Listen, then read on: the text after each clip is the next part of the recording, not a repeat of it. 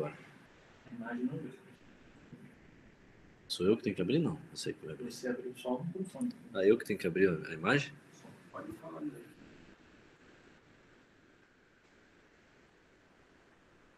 Tá gravando.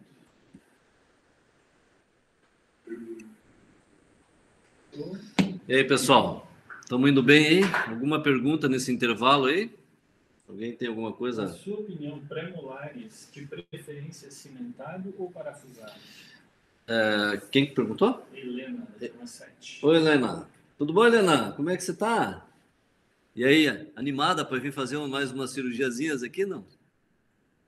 Não vem, né? Mas vamos lá. Helena, assim, eu sempre prefiro parafusada, Helena. Sempre parafusada. Inclusive os pré-molares. Não que o pré-molar cimentado vai dar problema. Você sabe que não dá, né? Vocês já fizeram aí casos com pré-molares. Você usar um munhão de 3,3 por 6, por exemplo, numa coroa de um pré-molar, funciona. Mas eu gosto de fazer parafusada. Então, hoje existe um recurso bacana no GM, que é o GM, ele tem um micropilar antirrotacional, que só existe no GM, não tem no CM. Eu tenho utilizado esse recurso de fazer parafusada com um micropilar, porque o problema que a gente tinha antes no cone Morse convencional é que o pilar cone Morse, se você usar um implante de cone Morse, às vezes para um pré-molar ele é muito grande.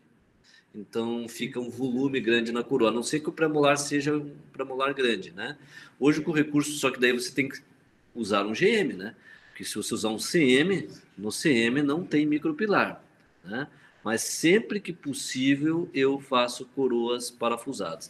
Eu usava e usei muito tempo hexágono externo para pré-molar, justamente para fazer coroas parafusadas, porque a UCLA parafusada num pré-molar, eu falo por conhecimento de causa, porque eu tenho vários casos no consultório, funciona bem num hexágono externo, né? Porque não é uma área estética, você pode usar um hexágono externo.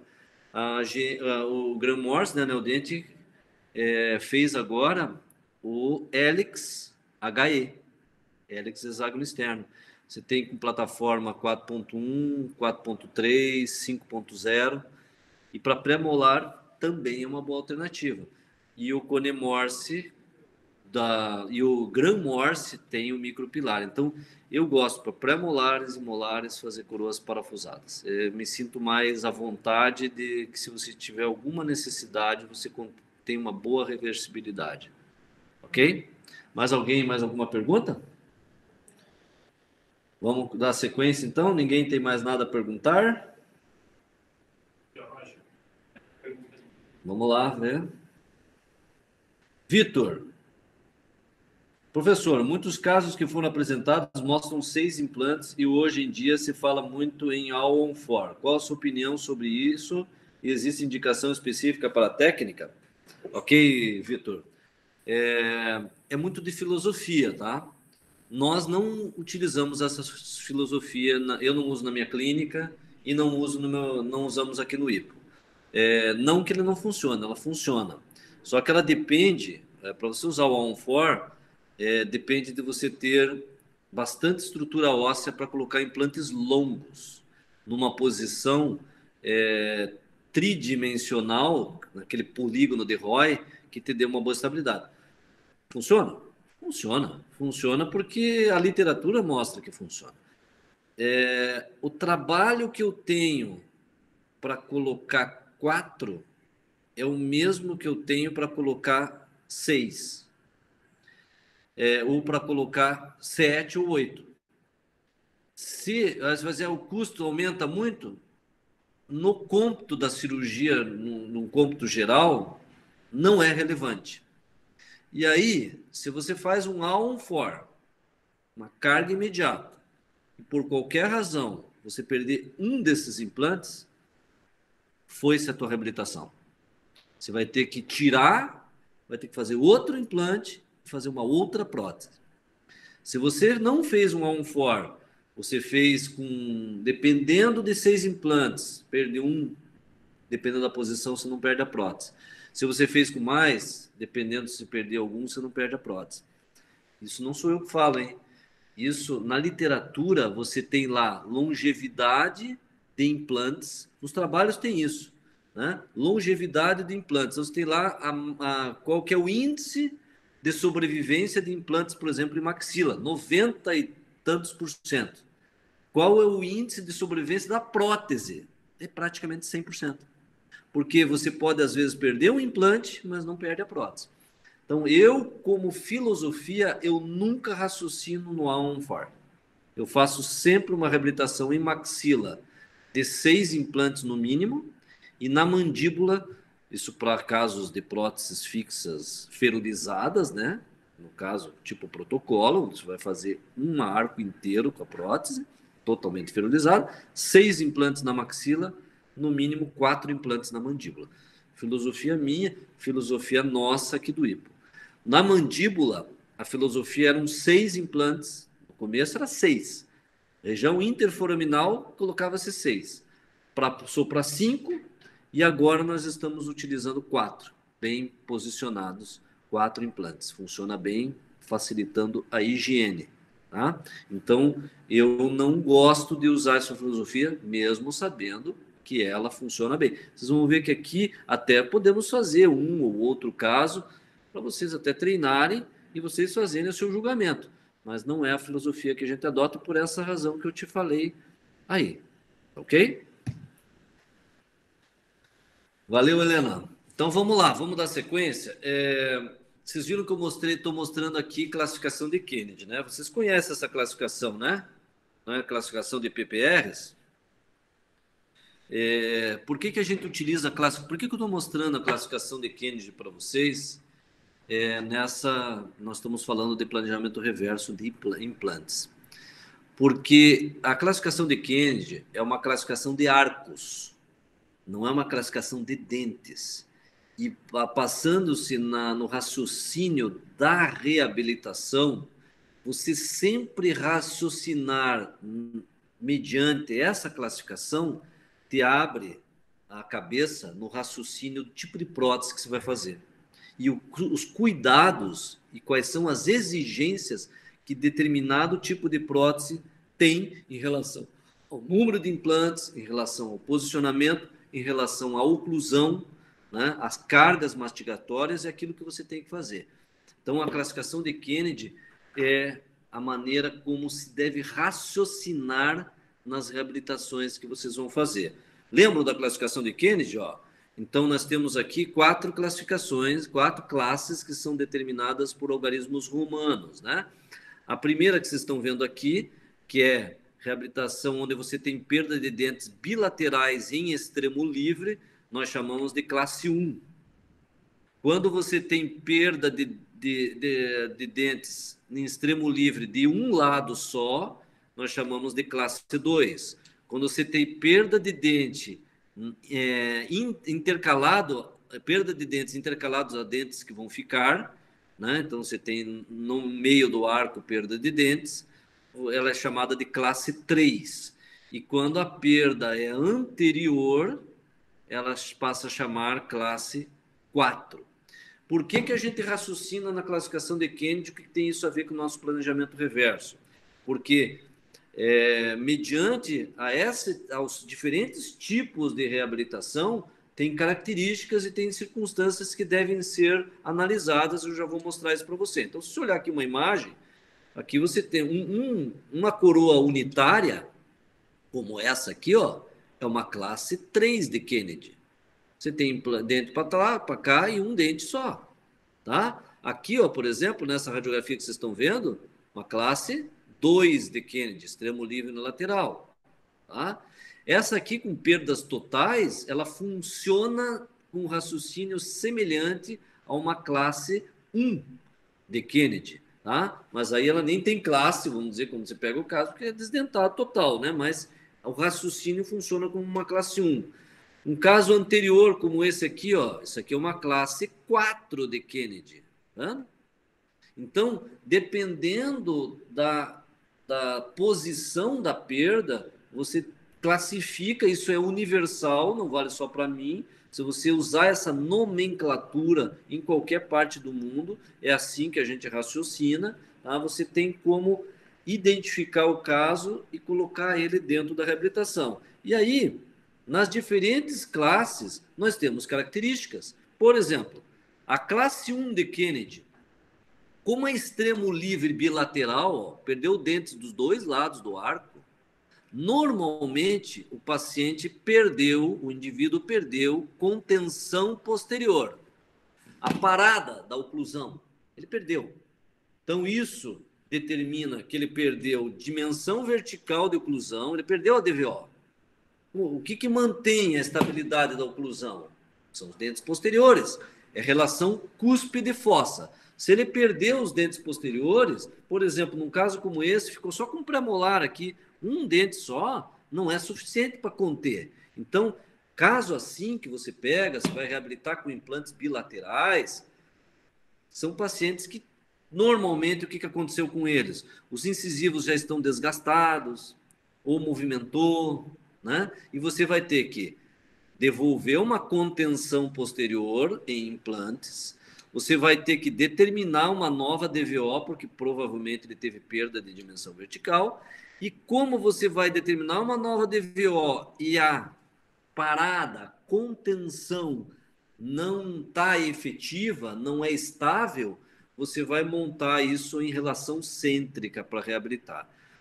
Não se preocupem muito com isso, que nós vamos dar aula disso para vocês. Eu só estou posicionando porque isso aqui é um raciocínio importante num planejamento reverso. Porque isso determina, você imagina, se você vai pegar um caso onde você vai ter, por exemplo, que ele fazer um levante de dimensão vertical, e ele, nos incisivos, desgastou os incisivos, ele desgastou os incisivos porque ele não tinha contenção. Aí você teve que levantar para determinar, para ter um ganho de dimensão vertical. O que acontece na região dos incisivos? Abre espaço. E daí você vai ter que reabilitar os incisivos. Que é aquele caso que eu mostrei lá no começo da aula. Lembra aquele caso que ele estava com alguns implantes para fazer e no final virou uma reabilitação total? É porque ele tinha perda de dimensão. Você levantou, como é que fica a relação dos incisivos? Você pode, às vezes, até recuperar hoje. A gente sabe que dá para fazer isso com resinas. Não é o ideal, mas dá.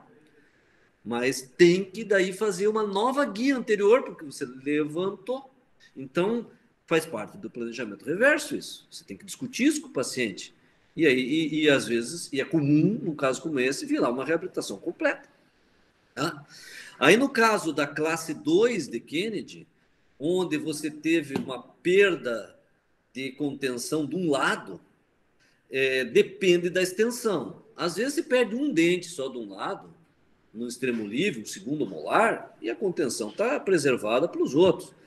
Né? Às vezes você pode até perder, por exemplo, como numa imagem como essa, uma figura como essa, dois, e os outros todos mantêm estabilidade. Então, se a gente olhar ali, ó, num caso como esse, por exemplo, se ele tem uma classe 2 de Kennedy, a contenção posterior pode ser deficiente se a perda for muito extensa. Por exemplo, perder os os dois premolares e os molares de um lado inteiro, ficar sem um lado, sobrecarregou o outro. Às vezes você olha o outro lado, tem os dentes, mas tem restaurações extensas, já desgastou. Aí você vai ter que, talvez, fazer uma contenção nova, e aí talvez tenha que reabilitar o outro lado também nos dentes. Então, você tem que avaliar, por isso tem que ter esse raciocínio, né? Você pode ter perda de DVO? Pode, dependendo disso que eu acabei de falar para vocês. Aí, dependendo da perda, pode ser que você tenha que reabilitar em RC ou na massa, ou na habitual do paciente, ou na mordida dele, ou ter que montar em relação cêntrica e reabilitar. E normalmente, esses pacientes que perderam dentes de um lado da arcada, eles têm o que nós chamamos de instabilidade oclusal em báscula. Ele morde de um lado e rotaciona a mandíbula. Não tem estabilidade dos dois lados, entendeu? Então, é comum eles terem o que nós chamamos de báscula oclusal. Ele morde e faz. Lógico que isso interfere na parte articular, e daí você vai ter que estabilizar. o caso. E é comum também, se ele ficou muito tempo sem dentes de um lado, ele sobrecarregou o outro lado e houve desgaste de dentes do outro lado. Então, às vezes você pega um caso de classe 2 de Kennedy e vira uma reabilitação completa. Então, é importante você entender isso e visualizar, que talvez haja essa necessidade. Tá ok? Na classe 3 de Kennedy, você normalmente, como você tem dentes posteriores que vão ser mantidos, você não vai tirar, senão ela deixa de ser uma classe 3, você normalmente tem dentes posteriores, tem uma oclusão em posterior, tem uma contenção cêntrica presente. Você vai manter isso, ou seja, sua reabilitação não pode atrapalhar, não pode interferir naquilo que na habitual que ele já tem. Você vai seguir os passos da reabilitação mantendo o que ele já tem. Então, a DVO, normalmente, você não vai precisar mexer e você vai reabilitar ele na máxima intercuspidação. Vai tirar um registro oclusal e vai reabilitar nessa posição e vai ajustar os trabalhos protéticos nessa condição. Então, veja que o raciocínio na classe é muito importante. E no caso de uma classe 4? Como é que é a classe 4? O que a classe 4 tem de características importantes para a gente saber? Classe 4 de Kennedy, ela determina que você vai ter que restabelecer ou preservar guias. E é outra condição muito importante. Às vezes, é mais difícil você reabilitar um caso de classe 4 do que, por exemplo, um caso de classe 2, porque você devolver guias estáveis, guias harmônicas, guias que deem uma boa estética, não é tão simples assim. Mas tem que ter esse raciocínio. Você está mexendo na bateria dos dentes anteriores, você tem que ter em mente que você vai ter que mexer em guias de desoclusão. Tá? Então, o raciocínio para um planejamento reverso está diretamente relacionado também à área da reabilitação que você está fazendo e o número e a extensão dessa área. Então, é muito importante isso. Sempre raciocinem. Depois, é interessante vocês terem esta imagem, né, para vocês, de vez em quando, olharem, porque muitas vezes, quando você está raciocinando um caso, você vai olhar justamente essas características e talvez o caso se enquadre numa situação como essa. Te dá já um caminho a você seguir, tá certo? Aí, quando você está raciocinando o caso que você vai fazer, nós temos vários tipos de perda. Você tem perdas unitárias. Você tem perdas unitárias. Você tem perdas parciais, onde você vai manter dentes, você vai fazer nós chamamos uma dentição mista, onde você mantém dentes e vai fazer implantes. Aqui também é uma dentição mista. Você tem perda do arco todo, né? Então você vai ter que fazer uma prótese total, prótese inteira, e pacientes que são usuários já de prótese total. Então, você tem pacientes que às vezes não são usuários de prótese total e vão receber uma reabilitação completa, e você tem pacientes que já são usuários de prótese total e vão receber uma reabilitação fixa. Muda um pouco o raciocínio, tá? Então, essas são as condições que vocês vão encontrar nos diferentes tipos de casos nos pacientes, nos clientes dos seus consultórios, tá?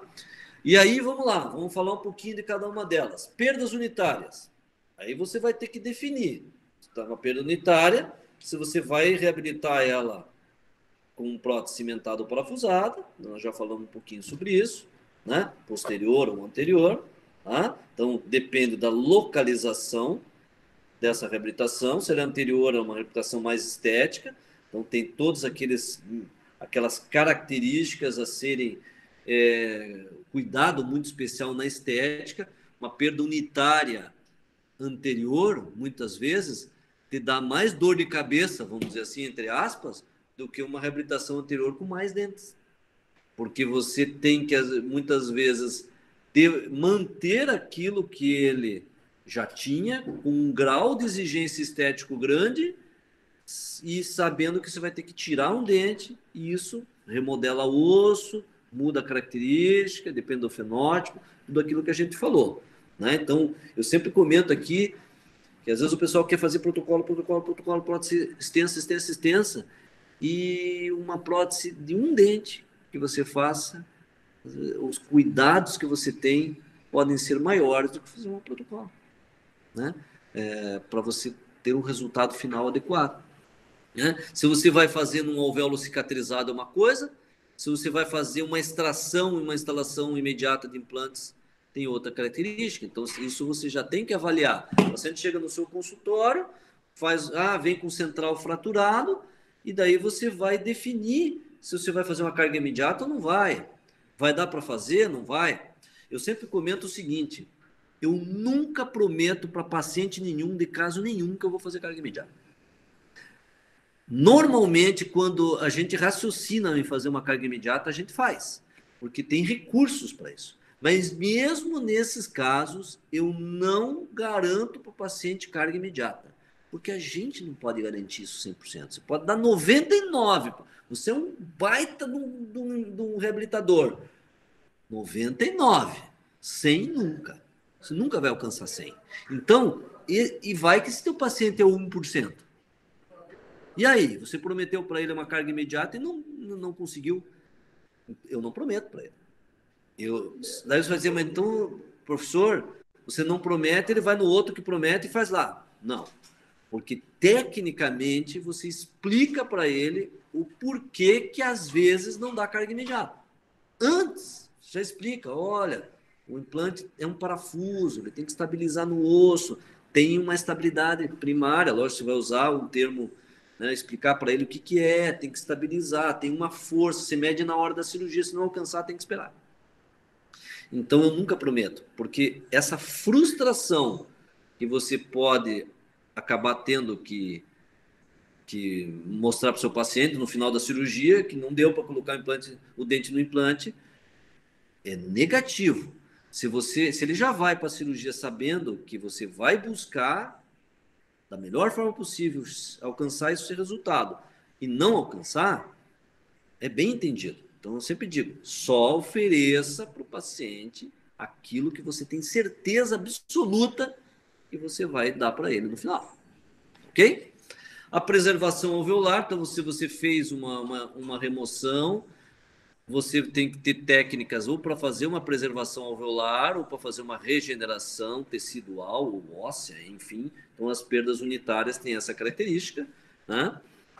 Então, aí você vai lá fazendo uma perda unitária, durante o exame, você já tem que definir se você vai ter que fazer enxerto de tecidos duros, se vai ter que fazer enxerto de tecido mole, como é que você vai fazer na sua reabilitação, se você vai tirar um retalho de tecido conjuntivo para fazer um enxerto, isso já tem que estar previsto lá no começo, você vai informar para o teu paciente que você vai tirar um retalhozinho de um tecido, ele se assusta, pô, doutor, eu vim aqui para colocar um implante na frente, você vai fazer um buraco no meu céu da boca, porque esse é o raciocínio que ele pensa, né? Pensa, você nunca fez nada, aí tá lá, o cara diz que vai fazer um buraco, mas você vai explicar para ele, tecnicamente, que você tem que tirar um fragmento, que o melhor tecido é dele mesmo, explica o porquê. Você pode até, não vai mostrar cirurgia, a gente não mostra sangue para o paciente, mas você pode muito bem mostrar um caso que tenha, em que você fez a remoção do dente que estava perdido e depois mostra ele com aquele volumezinho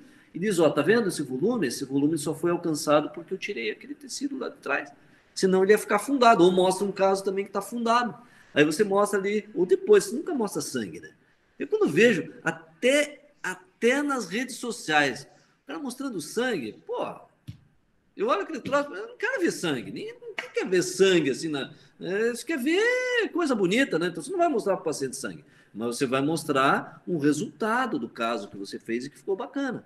Então isso tudo faz parte do planejamento reverso, a perda unitária, né? Se você vai fazer, por exemplo, enxerto prévio antes de fazer a cirurgia, pode acontecer, por exemplo, que ele venha com uma fratura no incisivo central, já de muito tempo, perdeu toda a tábua vestibular, está com fístula, não vai dar para você fazer o implante na hora. Você vai tirar, ele vai perder, vai remodelar todo aquele tecido, você já sabe que você vai ter que fazer uma reconstrução para reabilitar. E tem situações onde você vai fazendo transcirúrgico. E tem situações onde você vai fazendo pós-cirúrgico, uma segunda cirurgia adicional. Então, isso já tem que estar meio previsto em função do caso clínico que você está executando. E você vai ter esse resultado final mediante, e ele vai saber as etapas do tratamento. Então, faz parte do planejamento reverso isso aí também, né? Aí, em relação a essas perdas anteriores, falando um pouquinho rapidamente, isso a gente vai ter depois nos rendos-ons protéticos, né? Você vai fazer uma perda anterior, ó, a hexágono externo. Vai fazer em perda, tipo de implante e conexão protética, perdas unitárias anteriores. Hexágono externo, dá para fazer anterior? Até dá. Tem que ser parafusada, preferencialmente, e aqui já coloquei, ó, pior opção. Hoje a gente não faz. Você nem raciocina em hexágono externo. Se você vai fazer um implante na região anterior, você não vai usar hexágono externo. A característica desse implante não é boa para dentes anteriores, né? A não ser que você vai fazer uma reabilitação bem grande, um protocolo, e tudo bem. Mas um unitário com hexágono externo a gente não faz mais, né? Cone Morse. É uma boa alternativa? É uma boa alternativa. Normalmente, aqui está colocado como preferencialmente cimentada, mas hoje já tem, né, na literatura características e demonstrando que a parafusada funciona muito bem. Eu ainda no meu consultório uso mais cimentada do que parafusada na região anterior, porque a resolução em termos estéticos na palatina, né, você não vai ter o acesso do parafuso. Eu gosto de ter uma coroa cimentada na região anterior, mas dá para fazer parafusada, como eu já expliquei para vocês, né? E o GM, e aqui falando do CM primeiro, o CM, se você vai fazer uma coroa parafusada no cone Morse, o componente idealizado para o cone Morse é só o pilar cone Morse. Vai fazer um incisivo lateral e vai colocar para parafusada e colocar um pilar cone Morse, não dá. É um pilar grande, 4,8 de diâmetro, a cervical de um lateral não tem tudo isso. Então, aí você acaba migrando para uma cimentada. Na parafusada, por causa daquele recurso do micropilar, você aumenta a possibilidade de executar coroas parafusadas em dentes anteriores e é uma boa alternativa, tanto para cimentada como parafusada. Então, hoje eu tenho usado com muita frequência, quando eu raciocino num dente pequeno, quero fazer parafusada, eu já não faço mais cone Morse. Eu faço Grand Morse, porque eu sei que eu tenho mais recursos protéticos do que o cone Morse, tá? Então, é uma característica dos implantes Grand Morse que traz uma vantagem nesse sentido. Isso faz parte do planejamento reverso. Você idealizar o modelo de implante que você vai usar para a área da reabilitação que você está fazendo antes de fazer o trabalho, tá? Isso não quer dizer que você vai usar só neodente. Você pode usar implante Strauma, por exemplo, na região posterior, que é um implante excelente para a região posterior, né? Um tissue level da Strauma, funciona muito bem. E aí você já tem essa proposta, já sabe que você vai colocar esse implante, ele tem um custo um pouco mais elevado. Se você prevê e orientar seu paciente, né? Eu não vou mostrar nada de Strauma aqui agora, porque não é o caso, mas é uma excelente alternativa para dentes posteriores, um tissue level, né? Um RN ou um WN, funciona muito bem. Nós vamos ter isso depois no curso aqui, tá? Em próteses unitárias posteriores, o raciocínio é assim, ó, vai fazer HE, hexágono externo funciona bem, é uma boa opção. Se usa um implante com uma plataforma mais larga, por exemplo, uma plataforma 5.0 por molar, hexágono externo, não vai soltar, funciona bem, é uma boa opção, tá? E não é uma área estética, então dá para fazer. Cone Morse é uma boa opção? Tanto cimentada quanto parafusada. Em dente posterior, dá para fazer cimentada? Lógico que dá. Você tem caso? Tenho. Eu gosto de fazer parafusada, mas dá para fazer cimentada. E o GM? Ótima opção. Hoje eu considero o GM a melhor opção para uma reabilitação posterior, no caso do portfólio da Strauma, da Neodente, né? No portfólio da Neodente. Eu gosto muito dos implantes Strauma para posteriores, mais do que até os implantes da Neodente. O tissue level funciona muito bem, mas o GM também funciona bem no portfólio da Neodente. É um implante que funciona muito bem e dá para vocês utilizarem, tá ok? Então é importante você reconhecer o tipo de implante baseado na reabilitação, e isso faz parte do seu planejamento, certo? Então, um casinho rápido, esse é um casinho que foi feito de coroa unitária, feita no curso de aperfeiçoamento aqui do IPO. Os dois premolares perdidos, dentes descidos, que já estavam com as raízes completamente reabsorvidas, e foi feito o procedimento, extraído os dois incisivos, os dois premolares, perdão, né? Feita a instrumentação cirúrgica de um lado do outro, veja como as raízes estavam bem reabsorvidas dos dentes descidos, instalado implantes e feito coroas unitárias cimentadas. Tá? Então, se perguntou se, né, Helena, se dá para fazer parafusado cimentada. Às vezes, quando você tem um premolar muito pequenininho, a cimentada acaba sendo uma alternativa melhor. Por menor que seja o componente, uma coroa parafusada, como você tem que ter um parafuso transfixando a coroa para parafusar, aumenta o volume do perímetro da sua coroa. Então, dependendo do tamanho, você vê uma coroa pequenininha como essa, né? Se for fazer parafusada, às vezes, para questão estética, fica difícil. Então, você usando um monhão cimentado, funciona legal. Mas daria até para fazer parafusado. Então, tá, monhões colocados, selecionados e instalados, uma coroa unitária cimentada, né? E aí os provisórios colocados lá. Eu não tenho imagem aqui da reabilitação já com a cerâmica, mas esse caso já está reabilitado. Então, vocês estão vendo aqui a imagem da pele apical, do implante instalado, né? Desse caso aí dos dentes descidos que foram removidos. Uma coroa unitária posterior cimentada, ok? Perdas unitárias, casos clínicos que vocês vão ver com muita frequência, em que o paciente vem com um dente fraturado, uma coroa já de cerâmica fraturada, fazendo a remoção atraumática, você pode usar uma lâmina de Beaver, você pode usar um extrator dentário, enfim, instalado o implante para se fazer uma coroa cimentada, estão vendo o munhão dela aqui, ó, coroa cimentada, e aí depois reabilitado o caso novamente e resolvido o caso com uma coroa cimentada. Eu diria que esse aqui é o modelo mais comum de nós vermos de procedimentos em área anterior, é colocar cone Morse estreito, sempre implantes de diâmetro de 3,5, normalmente mesmo em áreas de alvéolos maiores, e aí você vai colocar o implante 3,5 e vai fazer munhão, uma coroa cimentada. É muito comum a gente utilizar esse tipo de reabilitação na região anterior. Aqui perdas unitárias também, mais um casinho, ó, foi feito há pouco tempo aqui no IPO, nós fizemos, então perdeu esses dois incisivos centrais, tirado os dois incisivos centrais fraturados ao estado das raízes, colocar dois implantes para coroas unitárias. Esse é o tipo da técnica, nós não fizemos nesse caso, mas eu diria, você pode muito bem fazer um guia cirúrgico para isso, mesmo extraindo o dente.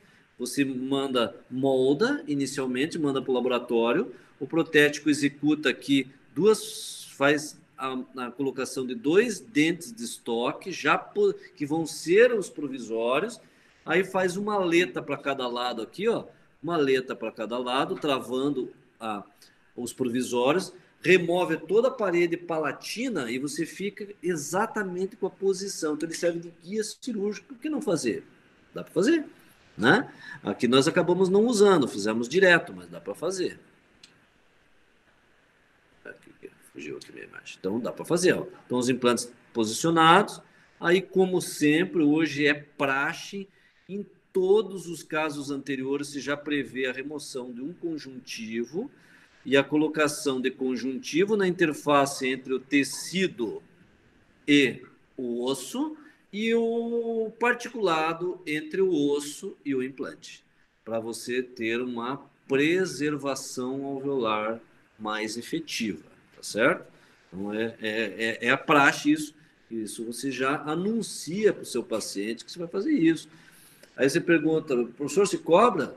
Cobra o biomaterial à parte e cobra a cirurgia do conjuntivo à parte também, porque não faz parte do contexto. Você pode até fazer no conjunto da obra já o valor, mas você tem que cobrar a parte, o conjuntivo cobrar parte do biomaterial, tá certo? Daí, ó, veja que essa preservação aqui, ó, de volume, ela só é possível de ser mantida assim, ó, porque foi feito aquela cirurgia de envelopar um conjuntivo e de biomaterial. Se não fizesse isso, não ia ter esse volume aqui, acaba reabsorvendo e aumenta muito o comprimento dos dentes. É lógico que nesse caso aqui, que tinha inclusive uma recessão, a gente fez um procedimento em que fez um descolamento com um tunelizador aqui, suturas suspensórios,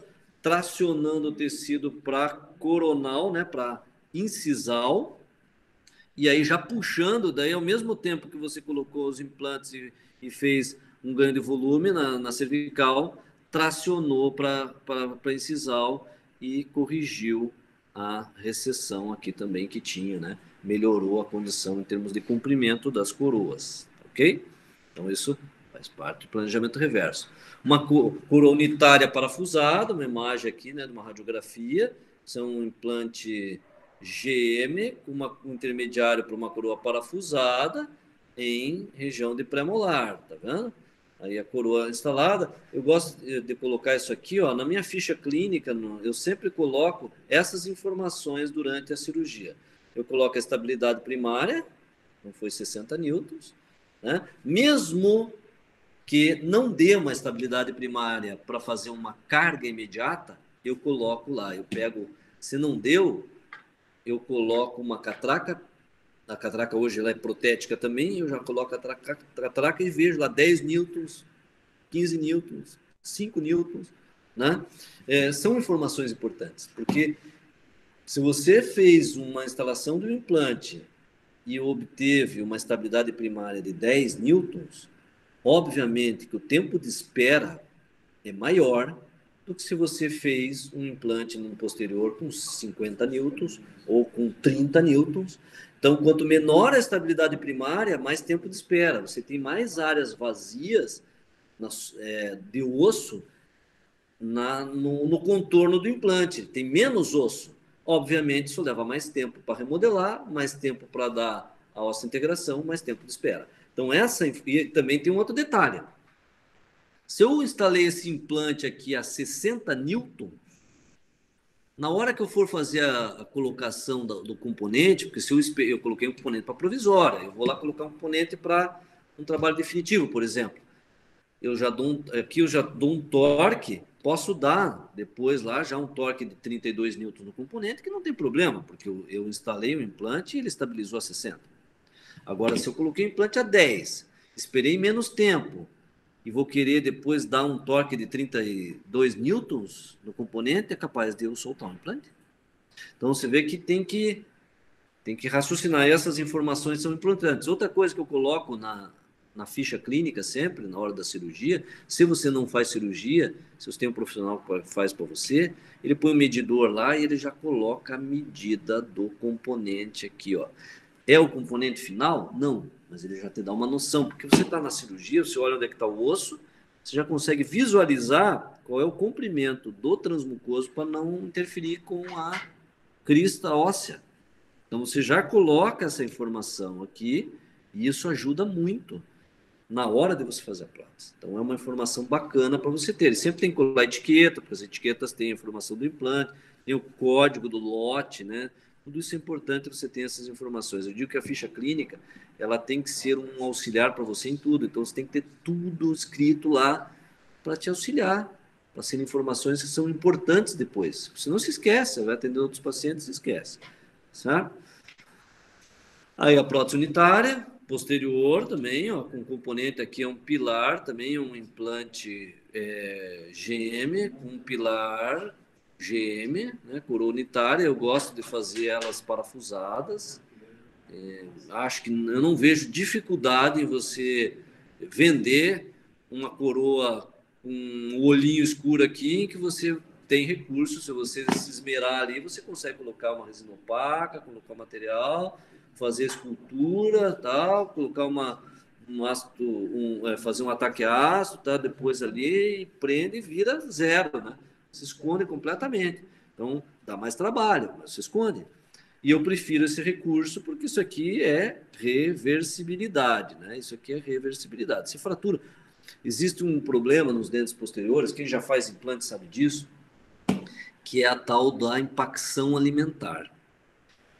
Às vezes, o que acontece? Esse implante aqui, ele é rígido, né? Ele não movimenta. Os dentes vizinhos, eles são dinâmicos.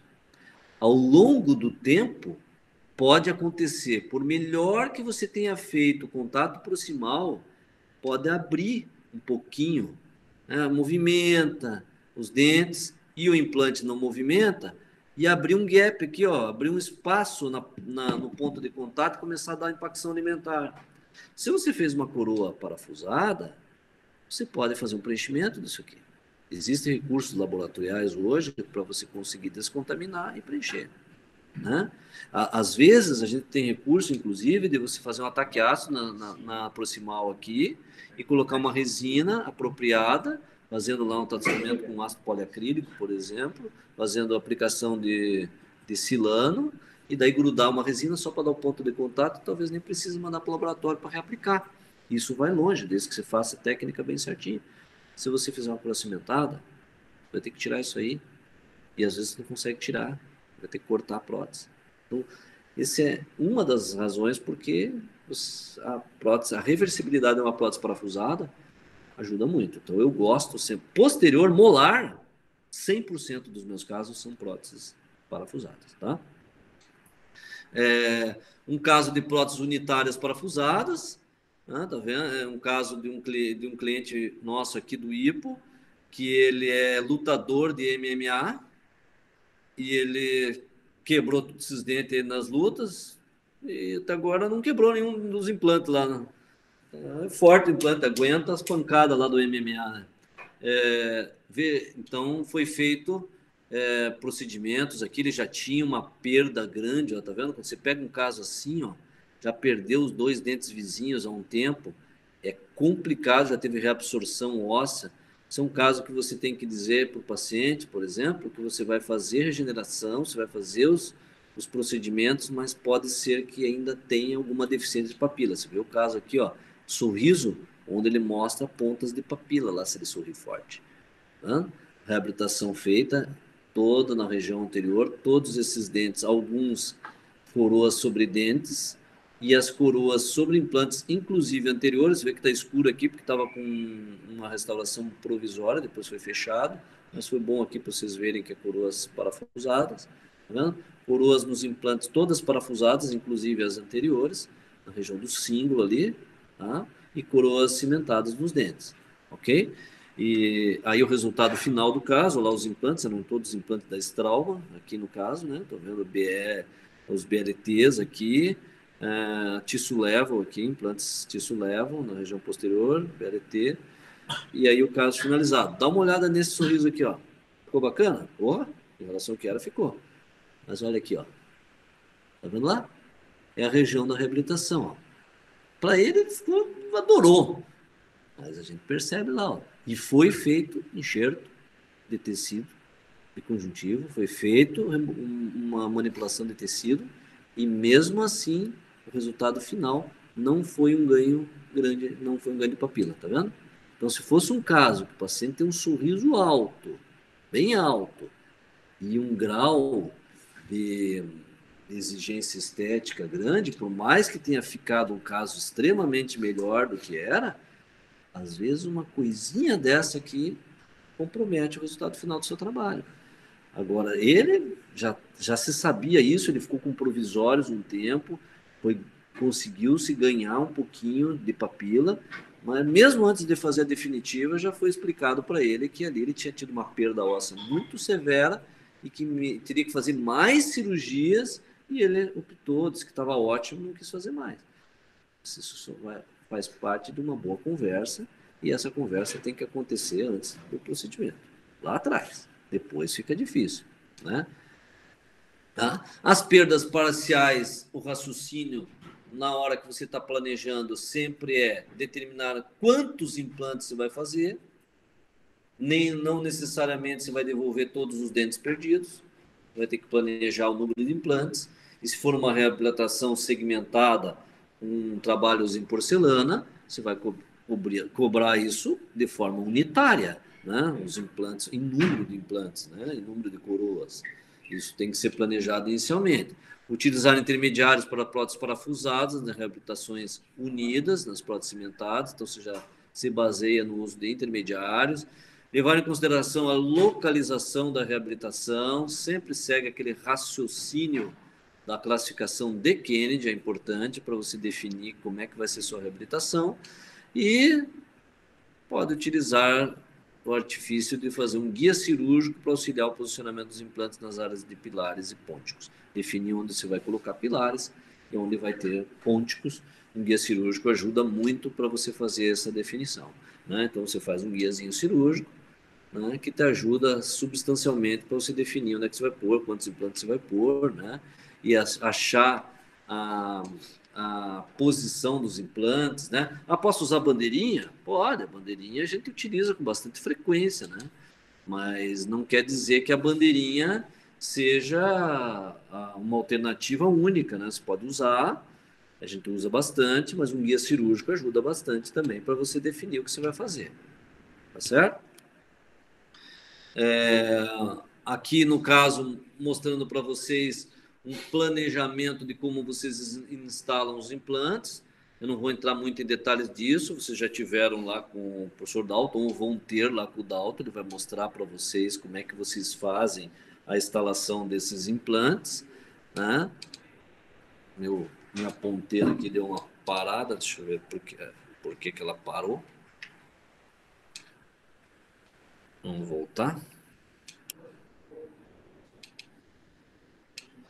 Enfim, vamos tocando. Então, vocês vejam lá no slide de baixo que você pode fazer um guia cirúrgico onde você vai posicionar seus dentes lá, né? E fica exatamente como era, né? Deixa eu voltar aqui só um pouquinho, pessoal. Deixa eu ver se eu consigo fazer funcionar minha ponteira aqui, que ela deu uma parada. Não deu. Enfim, então vocês estão vendo lá no slide do meio inferior que você pode colocar dentes de estoque lá e posicionar exatamente onde vai ficar a posição dos seus dentes. Isso ajudar como um guia cirúrgico, tá? Quando você está colocando implantes para fazer próteses unidas, sempre tem que ter em mente o cuidado da tal da passividade. É fundamental você pensar em passividade. Ou seja, o que quer dizer isso? A tua prótese tem que estar muito bem instalada e não pode dar tensões. Então, o raciocínio no que diz respeito a uma prótese parafusada é você ter uma passividade, que isso aumenta a longevidade do caso. O que tem isso a ver com o planejamento reverso? Tem a ver que você vai ter que usar componentes, como vocês estão vendo na imagem da esquerda, um mini pilar, por exemplo, que é um componente idealizado para próteses parafusadas. Você talvez tenha que usar um componente angulado, porque você inclinou um implante numa posição onde você teve que desviar de uma estrutura anatômica, ou o implante ficou mais inclinado. Então, você já vai prever o tipo de implante que você vai pôr, o tipo de intermediário que você vai pôr. Isso você planeja e prevê antes da realização do seu implante, tá? Então, para fazer próteses múltiplas posteriores, sempre intermediários cônicos para te dar mais passividade na estrutura. A gente não faz um caso como esse aqui, por exemplo, na parte superior ali que vocês estão vendo, onde era hexágono externo e encaixou direto sobre a plataforma do hexágono. Aí o resultado não fica legal, você fica com áreas de desgaste ali, mal adaptadas, né? Então sempre vai usar um intermediário para fazer a reabilitação. Isso você pode prever.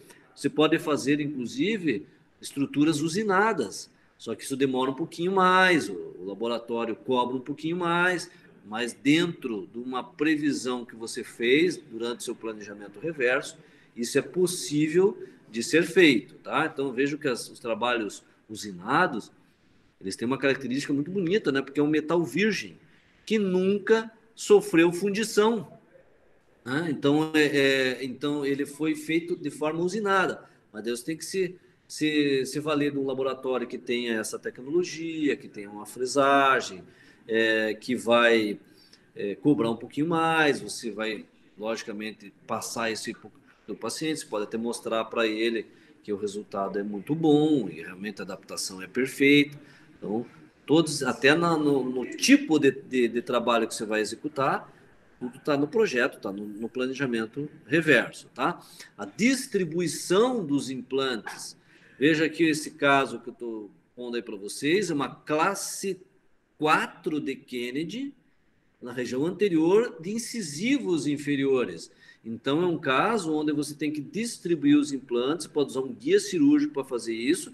E, como é uma prótese fixa unitária, né? Ela é única, unitária não, ela é múltipla, mas é uma peça só, segmentada na região anterior. Você determina a posição dos implantes, onde você vai colocar esses implantes, e aí você posiciona eles. Veja que ali foi colocado, como era a região de incisivos, foram colocados 4 implantes e feitos a colocação de micropilares. Se você planejou que vai colocar 4 implantes, você vai usar micropilar, você vai ter que usar cone Morse. Se você erra no planejamento, coloca hexágono externo não tem micropilar. Aí você já não consegue usar nessa técnica. Então, a determinação do modelo de implantes que vocês vão utilizar baseia-se no tipo de prótese que você vai fazer na área do implante que você vai instalar. Né? Então, é o planejamento reverso. Estou batendo nessa tecla. Você pode, por exemplo, num caso como esse, vejo ali na esquerda, é uma ponte fixa de 4 elementos com um pôntico entre o primeiro e o segundo pré-molar. Tá vendo ali? A minha ponteira falhou aqui, mas eu vou mostrando para vocês. Né? Então, vejam que ali é o 45, é um pôntico. Ué, por que fez um pôntico? Porque desviou do forame. Não colocou implante acima do forame, desviou dessa estrutura anatômica, tinha uma perda óssea ali, dá para ver por uma mancha mais escura entre os implantes ali. Então, se previu. Fez implante na região do 44, pulou o 45, fez implante no 46 e no 47. Ponte fixa, segmentada, e resolveu. Paciente, beleza, satisfeito. Por quê? Porque ele já sabia, ele ia ter uma ponte fixa com 3 implantes para 4 dentes e tudo unido. Se você não conta isso para ele e depois tem que fazer uma prótese unida, e ele, não, doutor, eu quero passar fio no meio. Eu quero poder passar fio. Então, eu preciso colocar 4 implantes para 4 dentes. Aí muda o planejamento. Aí você já vai ter que fazer uma regeneração naquela área. Quem sabe, se é muito finoso. Você vai ter que colocar um implante mais curto. Né? O custo aumenta, porque você vai fazer 4 implantes para 4 coroas. Então, planejou. O paciente aceitou. Fez. Ok. Né? Por isso, sempre a gente tem que... Isso aqui não foi, não pus porque não deu e agora fiz unido. Não, foi planejado antes que ia fazer assim. Né? Vejo esse outro caso aqui, ó. Um caso de um cliente lá do consultório, onde ele veio com uma senhora, ela veio com essa ponte fixa esquerda aqui, perdido o molar, perdida o pré. Aí eu falei para ela, ó, região de seios, teria que fazer enxerto. Ela falou, doutor, tem jeito de não fazer enxerto? No caso dela, houve essa possibilidade. Esse caso já tem, acho que uns 2 ou 3 anos. Colocou o implante na região anterior, parede anterior do seio, vejam lá, estão vendo aquela imagem à direita, o implante bem inclinado, desviando da área de seio, tocando quase um implante no outro, ele não está tocando, mas ele está quase tocando, bem inclinado. Aí fez um braço, né? Se fez como se fosse um vértice, ainda deu para fazer até um cantilever para distal ali e reabilitou o caso inteiro com 2 implantes sem enxerto. Dá para fazer todos os casos assim? Não. Um caso feito com planejamento reverso, onde acabou se podendo fazer a colocação desse implante inclinado. Ela já sabe que é uma prótese unida, que ela tem um cantilever posterior, onde ela vai ter que passar um fio por cima, vai ter que higienizar, vai usar passa-fio, vai usar waterpick, ou seja, fez-se um procedimento. Você poderia fazer enxerto ali e colocar implantes, fazer até unitário, ou fazer 4 implantes para 4 dentes? Poderia? Era uma solução talvez melhor? Acredito que sim, mas ia ter que fazer enxerto. Ela não queria, e a gente teve essa opção, só que se planejou antes, explicou como é que ia ser, mostra como é que é, e ela ficou super satisfeita do resultado final, porque não precisou fazer enxerto, né? A resolução foi feita sem fazer enxerto. Então, tudo baseado num planejamento reverso, tá? E quando a gente tem perdas totais de dentes, aí o raciocínio é o seguinte: você vai fazer lá a reabilitação de total de maxila, planejamento reverso. Sempre o desafio é grande, né? Você vai fazer uma reabilitação completa, você tem desafios. Você tem perda de dimensão vertical, você vai ter que restabelecer o sorriso, a fonética, a função, né? Então, você tem que estabelecer o índice de sucesso. Hoje, o índice de sucesso dessas reabilitações é grande. Reabilitação sobre implante em prótese, tanto de maxila como mandíbula, na literatura já mostra que o índice de sucesso é 90 e tantos por cento. Né? Então, você pode oferecer esse tipo de reabilitação para o seu cliente, ele vai ser bem entendido. A qualidade óssea tem que ser determinada lá antes, né? Se você tem um osso de baixa densidade ou de uma densidade maior, depende da área onde você vai colocar os implantes, né? Você vai posicionar, já pela própria tonalidade de cor da tomografia, você já dá para ter uma ideia que o osso é mais denso ou menos denso. Quando o osso é menos denso, às vezes você tem que colocar mais implantes, ou então você não pode, vai ter mais risco de não fazer uma carga imediata. Então você já avisa seu paciente, pode ser que ele tenha que passar por uma PT transitória, ou você tem que deixar poucos dentes que depois vão ser removidos para prender uma prótese fixa transitória e depois tira e coloca os outros implantes que faltam. Então, tudo isso são raciocínios do planejamento reverso para chegar no resultado. E aí buscar uma satisfação do paciente em questões fonéticas e estéticas, né, que você não interfira na parte fonética, que você devolva uma fonética para o paciente. Nós sabemos que a língua interpondo ali nos dentes anteriores, ela que caracteriza a fonética, né, que não tem escape de ar nas flanges para que você possa ter uma fonética adequada. Aonde que você vai posicionar os implantes? Quantos? 6? Você vê que nós estamos falando do all-on-4, vai fazer com 4, vai fazer com 6, vai ter que fazer com 8, na mandíbula com 4, vai fazer segmentadas 4 numa região e mais alguns na outra região. Tudo isso baseado no raciocínio que você faz durante o projeto da sua prótese. Procedimentos laboratoriais, a gente precisa conhecer os procedimentos laboratoriais. Dá uma mão para mim, ver se consegue fazer função. Parou? Parou. Não sei o que aconteceu aí. É? Mas carrega rápido? Então não empresta o seu. Tem como? Bom, vamos falando aí. Então, procedimentos laboratoriais são importantes, né? Você conhecer o fluxo, porque isso te auxilia na execução do trabalho. Você está fazendo uma montagem. Engraçado. Eu estou carregando, ele diz que está carregado e ele rapidamente perde a carga. Não sei o que está acontecendo com isso mesmo. Bom, vamos lá.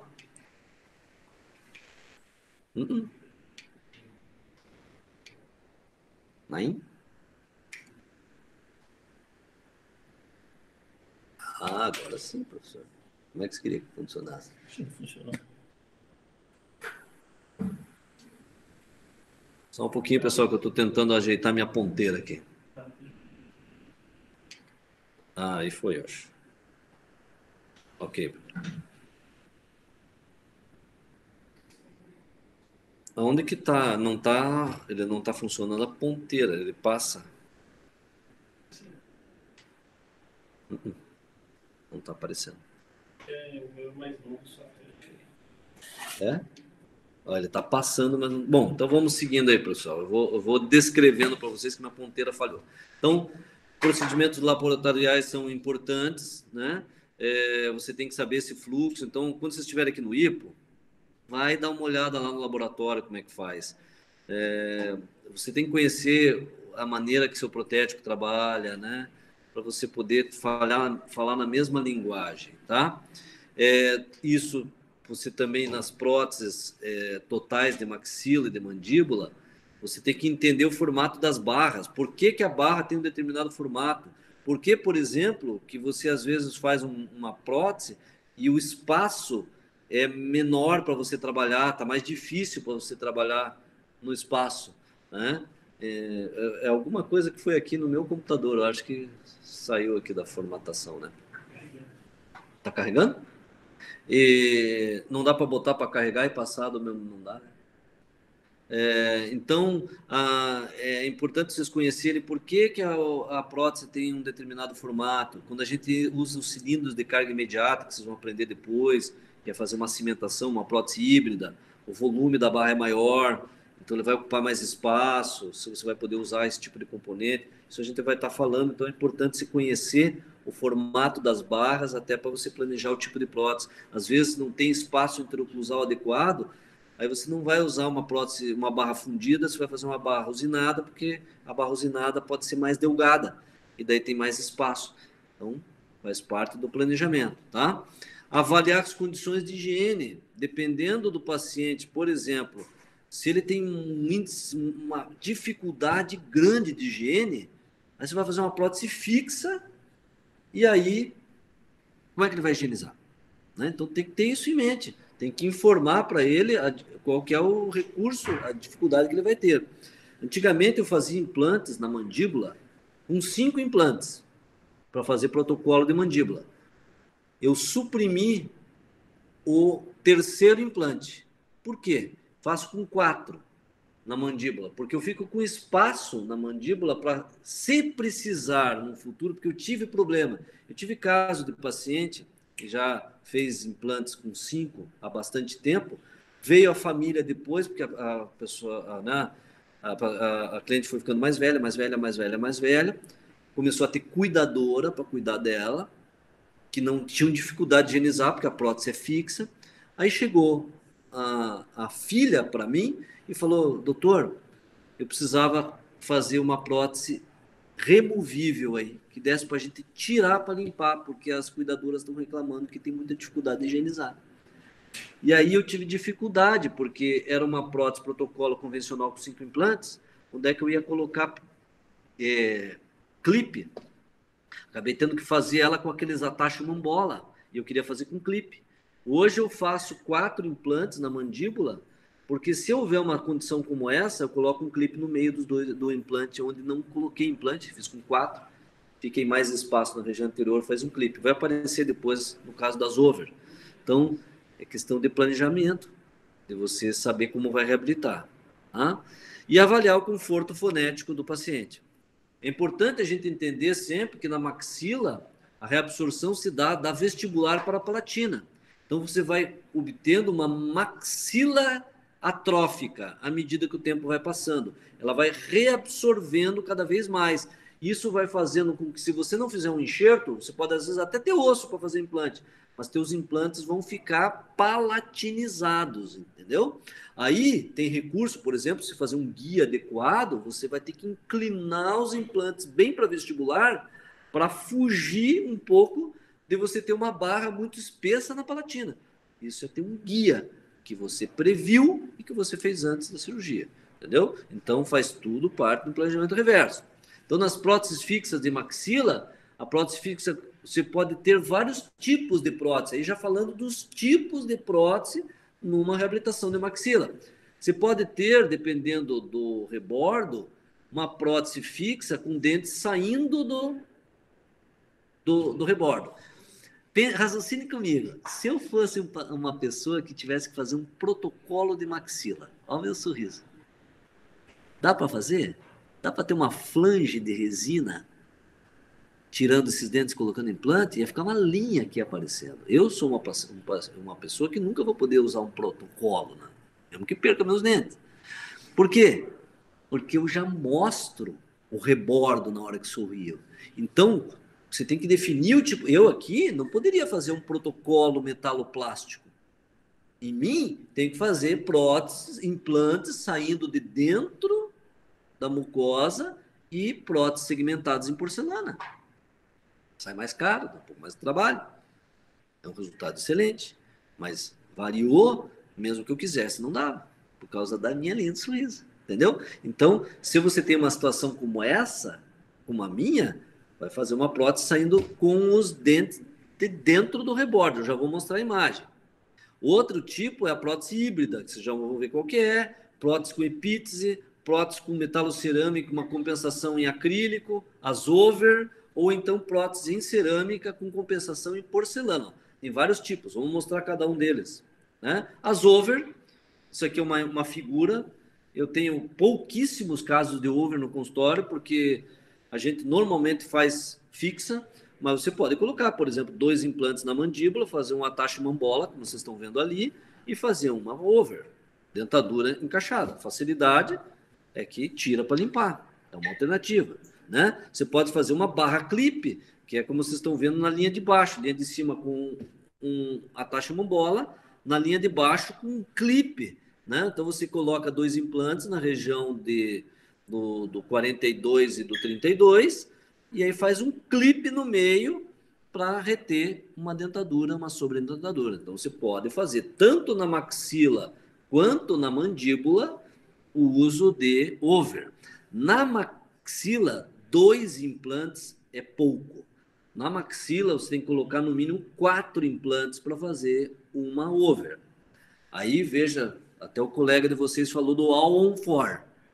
Você vai colocar 4, já dá para fazer uma fixa, né? Se você colocar mais 2, que não aumenta tanto o custo, você já faz uma fixa. Então, vocês vejam que o over no consultório hoje é muito difícil a gente fazer. Até porque dá muito trabalho de se manter, muito mais trabalho você fazer a manutenção de uma over do que fazer uma manutenção de uma prótese fixa. Então, dificilmente a gente faz. Mas é um recurso que existe e vocês podem adotar, tanto para maxila quanto para mandíbula. Prótese fixa com dentes saindo do rebordo. Um rebordo volumoso, olha lá. Olha na figura da esquerda embaixo. O paciente sorri e mostra o rebordo. Como é que você vai fazer um protocolo numa situação dessa? Não dá para fazer isso. É um trabalho onde você já sabe que você vai fazer uma prótese fixa segmentada ou total, só que você vai estar com ela encaixada no rebordo. Veja que ali desviou de uma área que tinha um osso muito fino, foi colocado implantes posteriores, uma prótese fixa inteira, em cerâmica, com pônticos na região dos incisivos. Pôntico que a gente chama de pôntico estojado, né? Você tem uma espessura de mucosa suficiente, você crava o pôntico no tecido, faz aquela edentação que vocês estão vendo ali, da gengiva, da mucosa, e aí a coroa fica enterradinha. Ah, não passa fio? Não passa fio, mas também não vai acumular resíduo ali, entendeu? E aí fica uma resolução protética, não passa o ar na fonética. É um caso, por exemplo, onde foi feito a colocação de uma prótese sem flange, tá ok? Então esse é o modelo, então você tem que avaliar o sorriso. Outro modelo, você pode ter que fazer uma reconstrução de área de gengiva numa maxila atrófica e você pode fazer uma metalocerâmica, os dentes em porcelana e a gengiva em resina. É uma técnica em que aplica porcelana, já deixa a parte cervical pronta para receber uma prensagem em resina, os dentes ficam em porcelana e a parte de gengiva em resina. Você vai dizer, professor, qual é a vantagem? Hoje eu não vejo muita vantagem. Tem uma vantagem. Se você vai fazer uma prótese cerâmica, se o paciente chega no seu consultório e quer fazer um protocolo cerâmico, ele tem que passar por um protocolo acrílico primeiro. Não dá para ir direto para a cerâmica. Porque na hora que você extrai os dentes, põe os implantes, vai haver ao longo do tempo, isso leva, no primeiro ano acontece, uma remodelação, uma reabsorção e abre espaço. Se você fez uma porcelana, passa um tempo, ele chega no seu consultório e diz, doutor, não acontecia isso, eu falava, tudo bem, agora eu estou falando, está escapando ar. Se é uma metaloplástica, você tira e manda preencher com acrílico, fazer um reembasamento. Se é uma cerâmica, se for um caso grande, complica. Então, essa técnica é uma técnica em que você faz os dentes em porcelana e a gengiva em resina e dá para fazer um reembasamento. Outra vantagem que existia, hoje não existe muito, é que normalmente a gengiva em resina ela é mais fácil de obter um resultado estético de cor do que a gengiva em porcelana. Era, não é mais. Hoje as cerâmicas, hoje você tem cores de cerâmica, e se o protético for habilidoso, ele consegue fazer uma gengiva em cerâmica com cores bacanas, tá? Então essa é uma técnica que pode ser feita. Tá? Você pode fazer uma prótese fixa metalocerâmica com compensação em gengiva, toda ela em porcelana. Olha lá, uma prótese segmentada na região de incisivos centrais, onde foi feita uma compensação em cerâmica, tanto na mandíbula quanto na maxila. Feitas ainda com próteses usinadas, e o resultado legal, olha o sorriso lá embaixo, paciente super satisfeita. Só que ela sabe que tem gengiva de compensação, ela sabe que ela não vai poder passar o fio em tudo, só vai passar no meio, ela sabe que tem um acúmulozinho de resíduo de vez em quando, tá tudo consciente, tudo feito. Ela é uma paciente super satisfeita, ela nem é de Curitiba, essa paciente é de fora, tira fotos, sorrisos, manda coisa para nós, lá que sorriso bonito, o pessoal adora meu sorriso. Uma resolução protética que ficou bacana, mas mediante a conversa preliminar. Depende do paciente. Tem paciente que talvez não goste de um caso emendado como esse. Então, resta a gente situar a reabilitação. Oi. Boa pergunta. Quem que perguntou? Lucas, por que segmentar? Veja, sempre que possível, a gente, em próteses em porcelana, a gente busca segmentação. Por quê? As cerâmicas, elas têm um módulo de elasticidade muito baixo, mais baixo que o metal. Que módulo de elasticidade é esse? Você vai lá, toma uma água gelada, o metal contrai. Depois você come uma sopa quente, o metal dilata. E há esse trabalho da liga de metal. A cerâmica é um vidro. E aí o que acontece? Quando você segmenta, você faz, conhece esse termo de engenharia? Junta de dilatação? É mais ou menos uma junta de dilatação. Então, se você divide a sua prótese e segmenta, o risco de trincas na cerâmica diminui muito. Aí você pode dizer para mim, professor, eu vou nos congressos lá, os caras estão mostrando lá prótese em cerâmica e está tudo beleza. Melhorou muito isso. As cerâmicas mais modernas hoje, a gente usa as cerâmicas de baixa fusão. Já ouviu falar? Cerâmicas de baixa cocção. A queima da cerâmica antigamente se dava a 1000 graus, 980. Hoje as cerâmicas baixaram para 930, 880, 760. Essa variação da cocção da cerâmica de uma temperatura muito alta para uma temperatura mais baixa permitiu-se ter porcelanas um pouco mais maleáveis e mais flexíveis. Entendeu? Então melhorou muito. Só que à medida que você vai aumentando o volume de porcelana em relação à infraestrutura, sempre há um risco de trinca.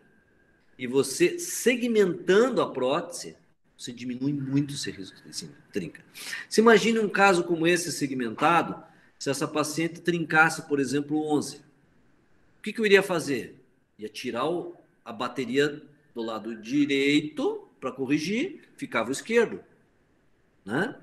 Se for uma peça única, ferrou.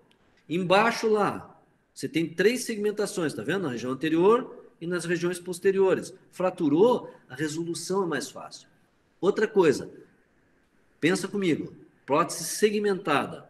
Você está com os provisórios. Você está ajustando sua prótese. Você tira os provisórios de um lado mantém a oclusão, coloca a prótese definitiva daquele lado e ajusta. Aí ajustou, você tira do outro lado, coloca a prótese e ajusta. Mais fácil. Se você tem uma peça inteira em cerâmica, se você já fez, você já viu como é que é? Você ajustar em acrílico é uma coisa. Se ajustar um caso desse tamanho em cerâmica inteira, na hora que se tira e coloca, entendeu? Então, a gente procura segmentar para facilitar a vida de moldagem, de confecção. Ela só traz vantagem. Quando que não dá? Quando você não consegue colocar um número suficiente de implantes para segmentar. Eu, quando vou fazer uma prótese cerâmica total, se eu vou programar isso para o paciente, eu já busco colocar mais implantes. Você viu quantos implantes tem lá? Ó? Olha lá, 1, 2, 3, 4, 5, 6, 7, 8, 9 implantes. 9 implantes e eu segmentei. Tá vendo? Então, o que é isso? Isso é planejamento reverso. Aí você não vai fazer um all-on-4. Fez um all-on-4 aí, esqueça. Segmentação aonde? Não tem. Você tem que colocar mais implantes para segmentar. E aí, às vezes, tem que fazer enxerto para poder fazer isso, mas é buscando uma resolução protética vantajosa em relação à cerâmica. Respondi a tua pergunta? Quando tem grande desproporção, veja um caso como esse, ó, prótese de maxila, paciente, tá vendo lá, se vocês olharem as imagens ali da direita, cheio de parafuso, de fio de amarrilho, tá vendo? O paciente sofreu cirurgias de Lefort 2, fez redução de mandíbula, tem parafuso lá na mandíbula, tem parafuso na maxila. Paciente traumatizada de cirurgia.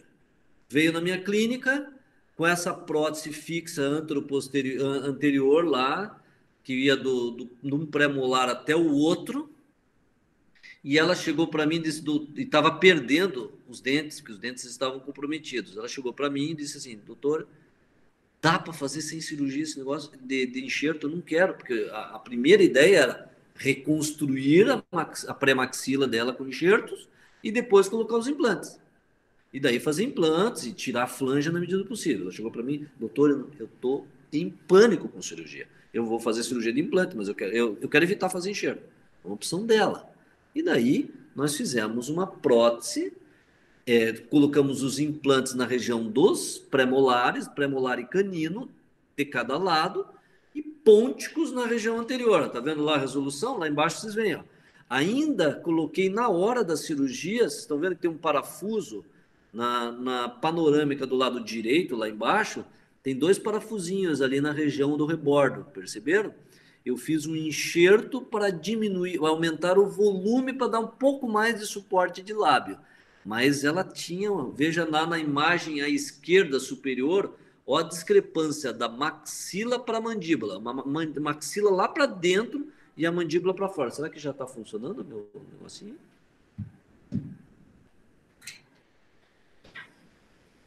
Vamos ver se eu consigo fazer funcionar minha ponteira aí para a gente conversar mais. Ela não está dando. Eu acho que deve ser alguma. Ele não está. O apontador não está funcionando. Hã? Ó, não está passando também. Desencana. Então vamos lá. Então vocês olham lá em cima, do lado esquerdo, há uma discrepância da mandíbula com a maxila. É um caso que a gente já olhando de perfil, os implantes iam ficar mais palatinizados e os dentes mais vestibularizados. Então, já se sabia que ia ter uma compensação muito grande em gengiva. Sem enxerto, mesmo que faça um enxerto, como é que você vai prometer para o seu paciente um caso desse que ele não vai ter uma flange em porcelana ou em resina? Né? Ou a resolução protética final do caso. Sorriso baixo. Olha o tamanho da gengiva cerâmica lá. Ó. Tá vendo? A paciente ficou super satisfeita. Aí você olha aquela gengiva em cerâmica. Tá ok? Tá ok. Talvez se até pudesse... Hoje ficou bem. Poderia até ter ficado mais bonita. Hoje tem recurso, mas é tudo cerâmica.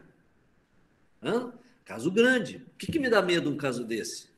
Não é segmentada, é uma peça gigante com um monte de cerâmica com uma barra, uma infraestrutura metálica. Risco de trinca existe?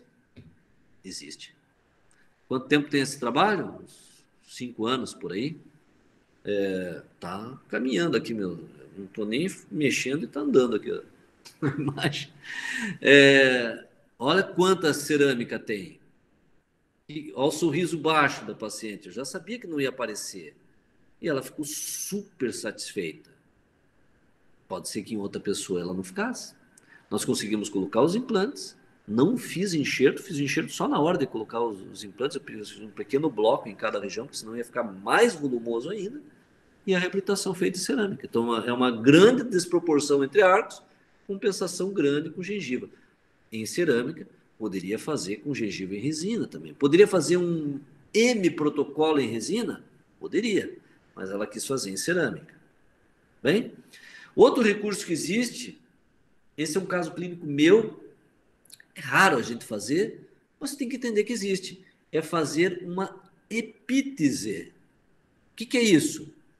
A pessoa tem uma grande perda de suporte de lábio, que mesmo que você fizesse uma flange na cerâmica, não dá o suporte de lábio adequado, suficiente. Teria que fazer enxerto de grande porte. A paciente não queria fazer enxerto, optou-se pelo quê? Fazer uma prótese em cerâmica com desenhos nas cervicais e uma gengiva removível. Ela encaixa essa gengiva na região cervical, ela tampa o espaço para não passar o ar e dá o suporte de lábio. Facilita a higiene, ela tira essa gengiva, faz a higienização, encaixa a gengiva de novo. Você vai dizer, puta, que aberração, né? Uma solução que essa paciente, uma paciente já de muitos anos no consultório, ela já trocou essa gengiva umas 3 vezes, não pensa em fazer enxerto, não quer fazer enxerto, está super satisfeita e resolveu o problema. Então, e tem gente que se a gente terminar o caso desse jeito, o cara vai ter que processar, vai querer colocar na justiça, porque ele não queria. Então, assim, conversou, definiu o tipo de tratamento, o paciente aceitou, sabe a limitação, essa paciente ela gosta porque ela tira a gengiva, limpa com waterpick, tudo, encaixa a gengiva de novo e está resolvido o problema. Vocês entenderam? Eu não estou aqui avaliando se é bonito, se é feio, se tem coisa melhor ou pior. É você adequar o tratamento ao que o paciente quer e ao resultado final. Ok? A gente vai, ao longo do tempo, tendo uma visão mais ampla e perdendo aquele senso de dizer, pô, eu me esmerei, eu fiz uma porcelana que ficou bonita, eu fiz uma flange. Né? Eu também não, para mim, eu não gostaria de ter um trabalho desse. Mas você tem que ouvir o paciente. Não quer fazer cirurgia, quer uma solução mais simples. Tinha osso para receber implante, mas não tinha suporte de lábio. Entendeu? E aí a gente resolveu, olha na direita lá, ó o suporte de lábio obtido. Então, resolveu o problema dela. Beleza. Então, dentro do planejamento reverso. E as próteses híbridas. As próteses híbridas é outra modalidade que vocês vão fazer, maxila e mandíbula, reabilitações totais, que são os tais dos protocolos metaloplásticos. Alguém sabe me dizer por que é chamado de prótese híbrida? Alguém sabe por que o nome é prótese híbrida?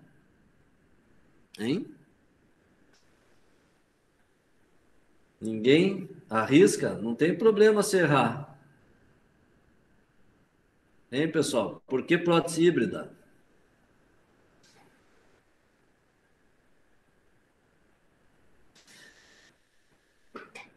Não, ninguém. Então vamos lá. Prótese híbrida são próteses, é uma modalidade de prótese onde você vai cimentar um componente dentro da estrutura e o conjunto vai ser parafusado na boca, por isso que ela é chamada de prótese híbrida.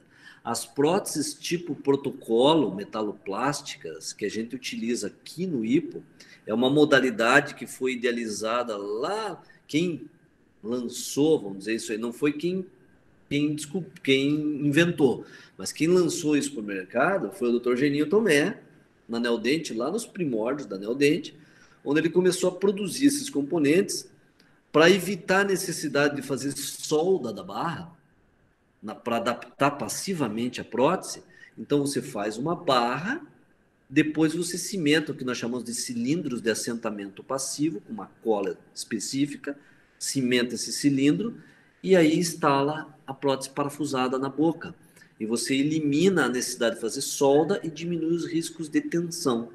Então, por isso que os protocolos metaloplásticas, por essa técnica, e é o que vocês vão fazer aqui muito no IPO, são chamadas próteses metaloplásticas híbridas. É cimentada, parafusada. Tá ok? Então, filosofia, quando você vai fazer um caso como esse, vocês têm que ter esse protocolozinho já pré-determinado. Você vai fazer moldagens. Né? Quanto tempo nós temos ainda aí, professor? Tem uma pergunta para mim. Vitor, professor, vejo muitos pacientes com perda de altura óssea e recessão, tanto em dentes naturais quanto em áreas de implantes. Muitos perguntam se é possível fazer enxertia óssea e de tecido para cobrir a raiz ou o componente do implante. Qual a limitação da técnica de enxertia? Veja, Vitor, é uma pergunta longa, com várias variáveis aí. Existe como você fazer enxerto sobre raiz? Não. Você não tem como fazer um enxerto ósseo e que ele vá ter uma adesão na raiz do dente. Isso não se faz.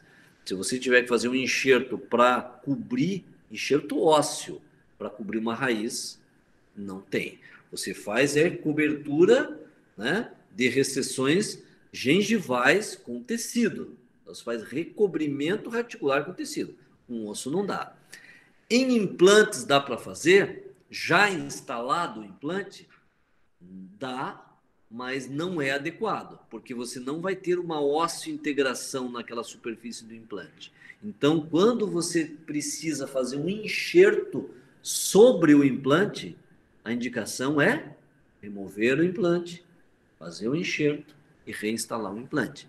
Você não vai ter ósseo-integração. Por que não tem ósseo-integração no implante já instalado? Contaminação da superfície do implante. Você pode fazer o que você quiser, que você não descontamina. E o implante, ele é um titânio puro e ele forma uma camada chamada de óxido de titânio. Quando você abre o implante da embalagem, instala o implante no osso, há uma camada de óxido. Essa camada de óxido é que permite a adesão da célula óssea. Então, a osseo-integração acontece nessa oxidação que acontece exatamente no momento que está havendo a osseo-integração dos implantes. Depois que já houve essa formação da camada de óxido, ela não consegue mais aderir à célula óssea sobre a superfície do implante. Então, você não consegue adesão de enxerto ósseo sobre uma superfície. Então, o raciocínio para implante e para a raiz de dente é o mesmo. Você pode fazer um recobrimento com tecido, mas não consegue fazer um recobrimento com osso. Então, se você está lá com uma perda óssea severa, numa região de implante, que você teria que fazer uma regeneração óssea naquele implante já instalado, a indicação é remoção do implante, porque o implante atrapalha fazer o enxerto, remove o implante, regenera, reinstala um novo implante. Essa pergunta que você tinha, respondi a sua pergunta? Então, seguindo esse protocolo, pessoal, isso é muito importante. Vocês vão usar esse protocolo quando forem fazer os casos de reabilitação de protocolos tanto na maxila como na mandíbula. Você vai ter que fazer as moldagens, você vai fazer como se fosse fazer duas próteses totais, tem que moldar, Você vai ter que fazer uma chapa de prova e vai provar, tirar os registros de dimensão vertical, registro para fazer os contornos dos rodetes, né? Como se fosse fazer próteses totais. Aí você vai provar essas bases de prova. Nós tiramos a flange, eu já vou mostrar para vocês, na região anterior, para ver como é que fica o suporte de lábio no protocolo. Vai fazer esse diagnóstico do suporte de lábio, vai determinar a DVO do paciente. Antes de cirurgia, você determina essa DVO. Tem uma técnica para isso, eu não vou entrar em detalhes disso, porque nós vamos ter uma aula exclusivamente sobre isso. Diagnóstico do tipo de prótese, com compensação ou não, se você vai ter uma gengiva grande ou menor, enfim, e vai fazer daí a duplicação disso, fazendo um guia cirúrgico, um guia multifuncional para executar o trabalho. Então vamos ver um caso aí, ó. Pega um rebordo desse da esquerda lá, ó. Você já deve ter pego esses rebordos aí. O paciente chega no teu consultório para fazer 2 dentaduras novas. Aí ele chega no teu consultório com um saco plástico, com 5 pares de dentadura lá dentro, e ele chega para você: doutor, disseram que o senhor é milagroso e vai fazer 2 dentaduras aí para mim e eu não vou precisar pôr mais no saco. Daí a resposta que eu dou: senhora, com esse seu osso do jeito que está aí, eu posso fazer o que eu quiser. Vai pro saco também. Vai pro saquinho, a prótese. Não tem base mais. A implantodontia surgiu exatamente para isso, na época lá do Brånemark, na década de 70, para reabilitação de rebordos de mandíbula nessa situação assim, ó. Aí você coloca implantes e faz uma prótese fixa. Então, quando o paciente chega no meu consultório com essa realidade para fazer dentadura, eu digo para ela: olha, se a senhora quiser fazer dentadura, eu não vou fazer. Eu não vou fazer porque a senhora vai vir 20 vezes aqui no consultório, vai ficar machucando a dentadura, ela não vai parar na boca, porque o problema não é a dentadura, o problema é o rebordo. O problema não está na dentadura. Não é porque o profissional fez mal a dentadura. O seu rebordo não segura mais uma dentadura. Na maxila, quando você olha, como na direita, que a papila incisiva está na vestibular, você olha de anterior para posterior, você já vê a papila incisiva, rebordo maxila reabsorvido também. Né? Aí nós usamos uma técnica de moldagem, eu uso muito essa técnica, que é fazer uma moldagem de dupla impressão. O pesado é uma silicona, seja de adição ou de condensação, e o leve, estão vendo o que eu moldei como leve ali? O que é aquilo? Alginato. Estão vendo? Pesado com silicona de condensação e o leve com alginato. Daí você vai dizer: professor, mas não dava para moldar com silicona de leve? Tá? Só que em alginato afasta tudo. Eu quero afastar o tecido, então se coloca o alginato, ele é mais denso. Se você coloca, mesmo que você coloque uma silicona pesada e coloca o leve escoa muito e não afasta os tecidos.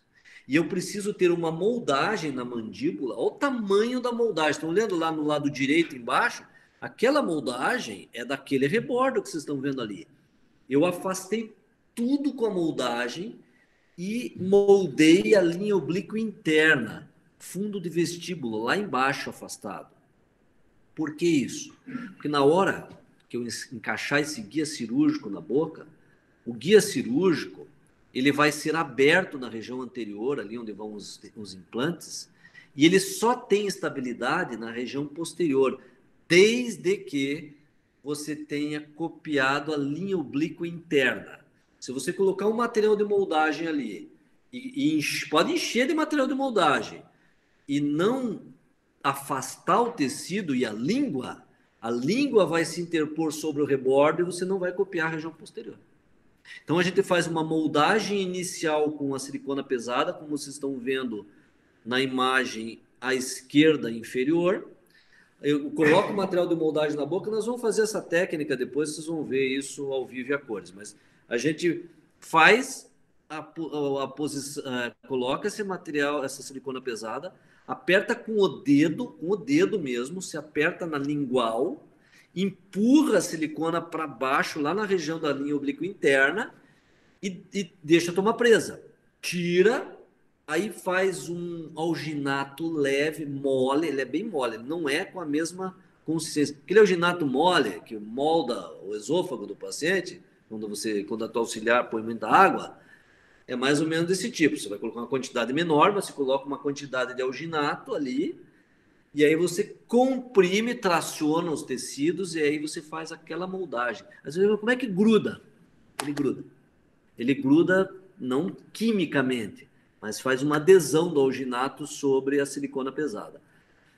Funciona que é uma maravilha. Antigamente eu fazia isso, numa técnica que existia antigamente, que era você usar a Godiva em placa, isso nem existe mais, se aquecia em água quente, e depois fazia a dupla impressão com alginato em cima. Hoje a gente faz com a silicona pesada e o alginato. Funciona super bem. Tá? Aí, na parte superior, são duas próteses. Num caso que você vai fazer um protocolo de mandíbula, você só faz a moldagem anatômica. Essa moldagem, você vai fazer um protocolo de maxila, de mandíbula, não tem que fazer moldeira para moldar com moldeira. Parou a moldagem aí. Porque você não precisa fazer aquela cópia do selado com Godiva de bastão, aquelas coisas. Você não vai fazer uma dentadura, você vai fazer uma prótese protocolo. Então, moldou, fez a moldagem anatômica, acabou. Na maxila, como vai fazer uma PT, aí é aquela técnica. Fazer a colocação da Godiva em bastão, Godiva verde em bastão, vai fazendo setoralmente, até obter a cópia do selado, cópia das áreas de musculatura, de tração muscular, né? Vai usar uma moldeira individual, que você vai fazer uma dentadura. Ô, doutor Dalton, quem chegou aqui no IPO? Dá um oi pra turma, Dalton. Pessoal. Ô, professora Jacira aqui também com a gente. Ó, professora Jacira, vai estar saindo a gravação, que vai sair lá no YouTube. É. Puta, estamos tudo de máscara, viu, pessoal? Você viu que aqui o coronavírus nem chega perto da gente. Se você não está acostumado a fazer moldagem de dentadura, vai mentalizando, você vai fazer. E é assim que se faz. Você vai copiar o selado, vai fazendo parcialmente, depois eu vou mostrar para vocês aqui a técnica, como é que faz, ao vivo e a cores. Tá?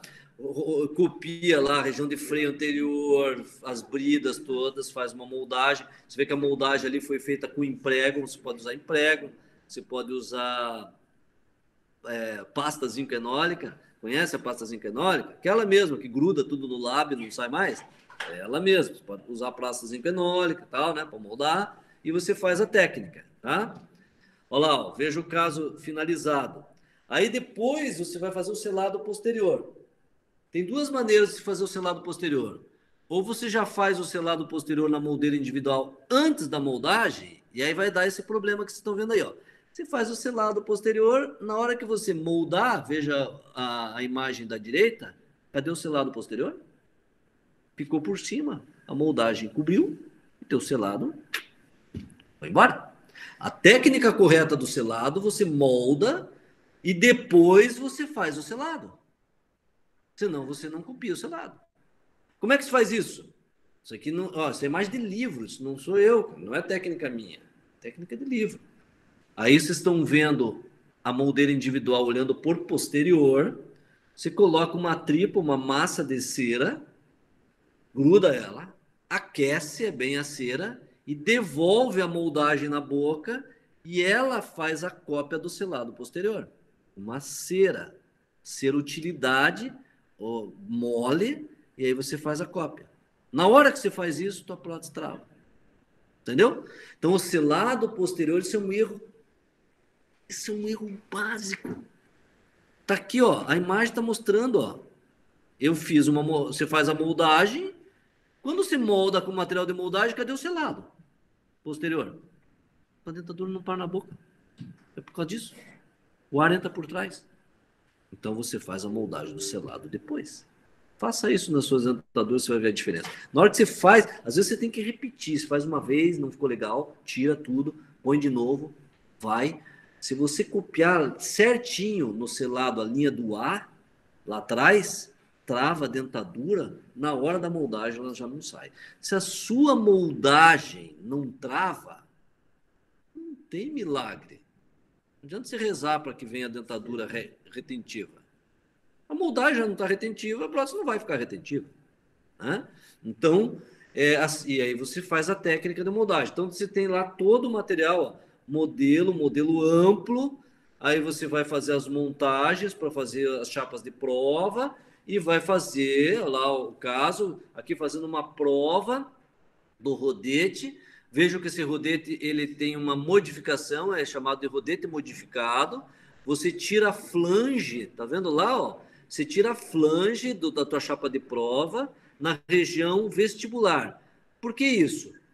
Porque o teu protocolo, a tua prótese protocolo, a resina não vai até lá em cima como uma dentadura. Então você precisa simular mais ou menos aonde vai ficar a posição dos dentes e daí ver se vai ter suporte de lábio. Se não der suporte de lábio, olhando pela uma visão lateral, aí não é a prótese protocolo, a resina que você vai pôr não vai resolver o problema do suporte de lábio. Aí talvez você tenha que fazer um enxerto para aumentar o suporte e não para colocar um implante. Entendeu? Ou às vezes não vai fazer um protocolo de maxila, você vai ter que fazer outro tipo de. Vai fazer uma dentadura, ou vai fazer uma epítese, como eu mostrei para vocês. Então, por isso que a gente faz, quando vai fazer um protocolo de maxila, esse rebordo aí, ó. Tá? Se você for fazer uma dentadura, não, né? Mas no caso, se for fazer um protocolo de maxila, tem que fazer esse tipo de registro. Aí lá, porque aqui o que a paciente ia fazer? Ia fazer um protocolo de maxila e de mandíbula, tá? Então, daí, naquela imagem da direita, a gente trava os rodetes lá, né, tá vendo? E tira o conjunto da boca para fazer a montagem. Determina a dimensão vertical, usa as réguas de Fox, que estão lá na imagem do lado direito da tela, lá, ó, tá vendo? Você tem a régua de Fox no seu consultório? Não sabe nem para que serve? Pois vai usar. Tá? A régua de Fox é bem útil. Então, você tem que determinar a dimensão vertical, fazer a escolha dos dentes que você vai usar, aí faz uma montagem, como vocês estão vendo aqui, faz a prova para ver se o dente está na cor que o paciente quer, se está tudo ok, né? E a partir disso, faz o guia multifuncional. Vou mostrar aqui, ó. Aí, ó, tá fazendo a prova dos dentes. Ah, tem que corrigir, olha de frente para o paciente, põe o paciente de pé. Não adianta você querer provar e olhar ele por trás, né? Você põe o paciente de pé, na tua linha de visão, e você vai conversar com o paciente, tira fotos para mostrar para o protético que ele tem que fazer, filma, que nem esse aqui, ó. E não aparece, o filme não roda? Tio.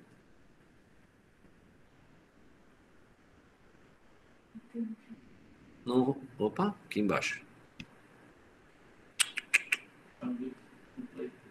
Hã? Tá pensando. Aqui, pessoal, tem uma filmagem que eu queria mostrar para vocês. É uma filmagem que a gente faz sempre em todos os casos dos pacientes. Depois eu mostro um filmezinho aí. Depois eu saio aqui dessa apresentação e vejo se eu consigo mostrar um filme. Aqui eu filmo o paciente. E o paciente vai falando palavras. Normalmente ele conta de 60 até 70. Ele vai contando 60, 61, 62. E ele vai falando. Você vai vendo se tem espaço entre as arcadas. Dá play de novo. Ótimo. Opa! Ele ficou de ponta. O paciente está de ponta cabeça, viu? Oi?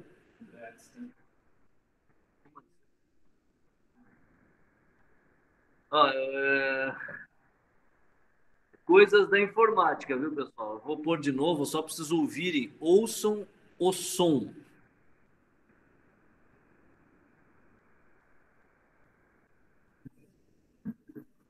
Tá aparecendo aí só?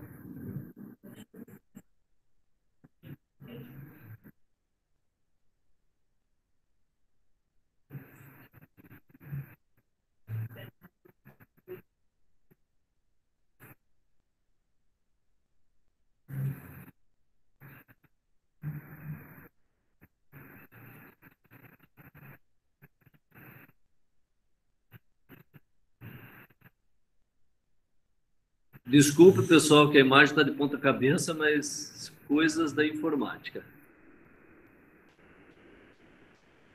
Não sei se vocês conseguiram ouvir direito, mas o que eu falo para ela? Eu falei para ela ali, conta de 60 até 60, 70, ela vai contando 60, 61, 62. E na filmagem, isso eu faço com todos os casos. Eu digo para o protético o que eu quero que ele faça. Você faz isso com o celular. É melhor ainda, porque você já passa no WhatsApp para o teu protético. Você vai dizendo ali, olha, esses dentes estão assim, estão assados, eu preciso que o incisivo central ponha mais para baixo. Manda o filme para ele. Então, hoje facilitou muito essa comunicação entre o protesista, entre o reabilitador e o protético. Porque você tem todo esse recurso. Antigamente, a gente tinha que fazer um mapa para o protético e tinha que chamar o protético no consultório, tinha que vir no consultório ver o paciente. Era comum a gente fazer isso. Hoje não precisa mais. Hoje você tem esse diálogo por imagem, muito prático. E você tem que ter todo esse recurso e é fácil de fazer isso. Entendeu? Depois eu vou ver se eu consigo mostrar um outro caso com filmagem. Todos os casos, seja de protocolo de cerâmica, escolha de cor, eu filmo o paciente, põe a escala, vou filmando, aí mudo a cor da escala. Pô, filma, é uma imagem dinâmica, fica ótimo para o protético, entendeu? Facilita a vida da gente, tá? Aí, depois que montou todos os dentes, tá tudo ok, aí ele duplica isso e faz um guia cirúrgico, que é o tal do guia multifuncional, que é a cópia da montagem, e reserva isso, e você vai utilizar na cirurgia, tá? Então você vai fazer a cirurgia lá, ó, você pode fazer tanto em maxila quanto em mandíbula. Na parte superior lá, vocês estão vendo um caso de PT, a PT já estava acrilizada e um protocolo de mandíbula que vai ser feito. Você pode fazer, já deixar a PT acrilizada e fazer o protocolo depois. Você pode deixar tudo montado em cera, acrilizar tudo junto. Depende do caso, né? Então, vocês estão vendo lá um guia cirúrgico inferior, estão vendo lá, para fazer uma prótese híbrida de mandíbula, certo? Ou você pode fazer um guia superior, também, molda lá, faz o guia para fazer uma prótese híbrida de maxila, que é uma prótese híbrida de maxila, olha o tamanho da flange que aparece lá, né? São casos de reabilitação rápidas, com resultado estético satisfatório, bom, e o paciente normalmente tem um grau de satisfação muito grande para esse tipo de reabilitação. E desde que você tenha feito um planejamento reverso adequado, com todos os passos adequados, o risco de você ter muito ajuste depois é muito menor. Mas você tem que ter todo aquele processo, desde conhecer o paciente, os aspectos psicológicos, você conseguir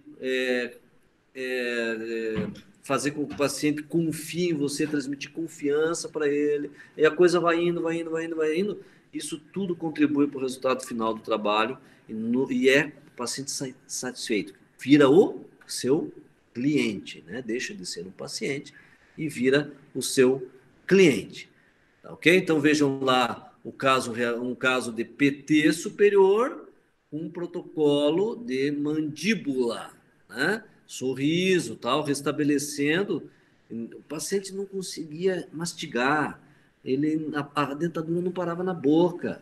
E aí você devolve uma condição extremamente favorável para ele, né? Então, o grau de satisfação desses pacientes são muito grandes, né? É muito bom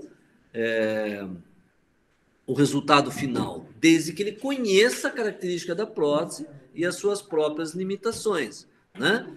Protocolo metaloplástico superior, olha lá, ó, uma barra, o caso feito lá sobre já uma prótese sobre implantes antiga que o paciente tinha inferior, ele não queria mexer, ele só fez o protocolo de maxila, né? Sorriso baixo, ó, não mostra nem a flange, né? 6 implantes na maxila, esse normalmente é o número mínimo de implantes que a gente fez, bem distribuídos, resultado final excelente. Esse senhor já é um paciente que já não está mais com a gente, era um médico lá de Curitiba, anestesista, E eu fiz essas próteses dele, ele tinha 90 anos.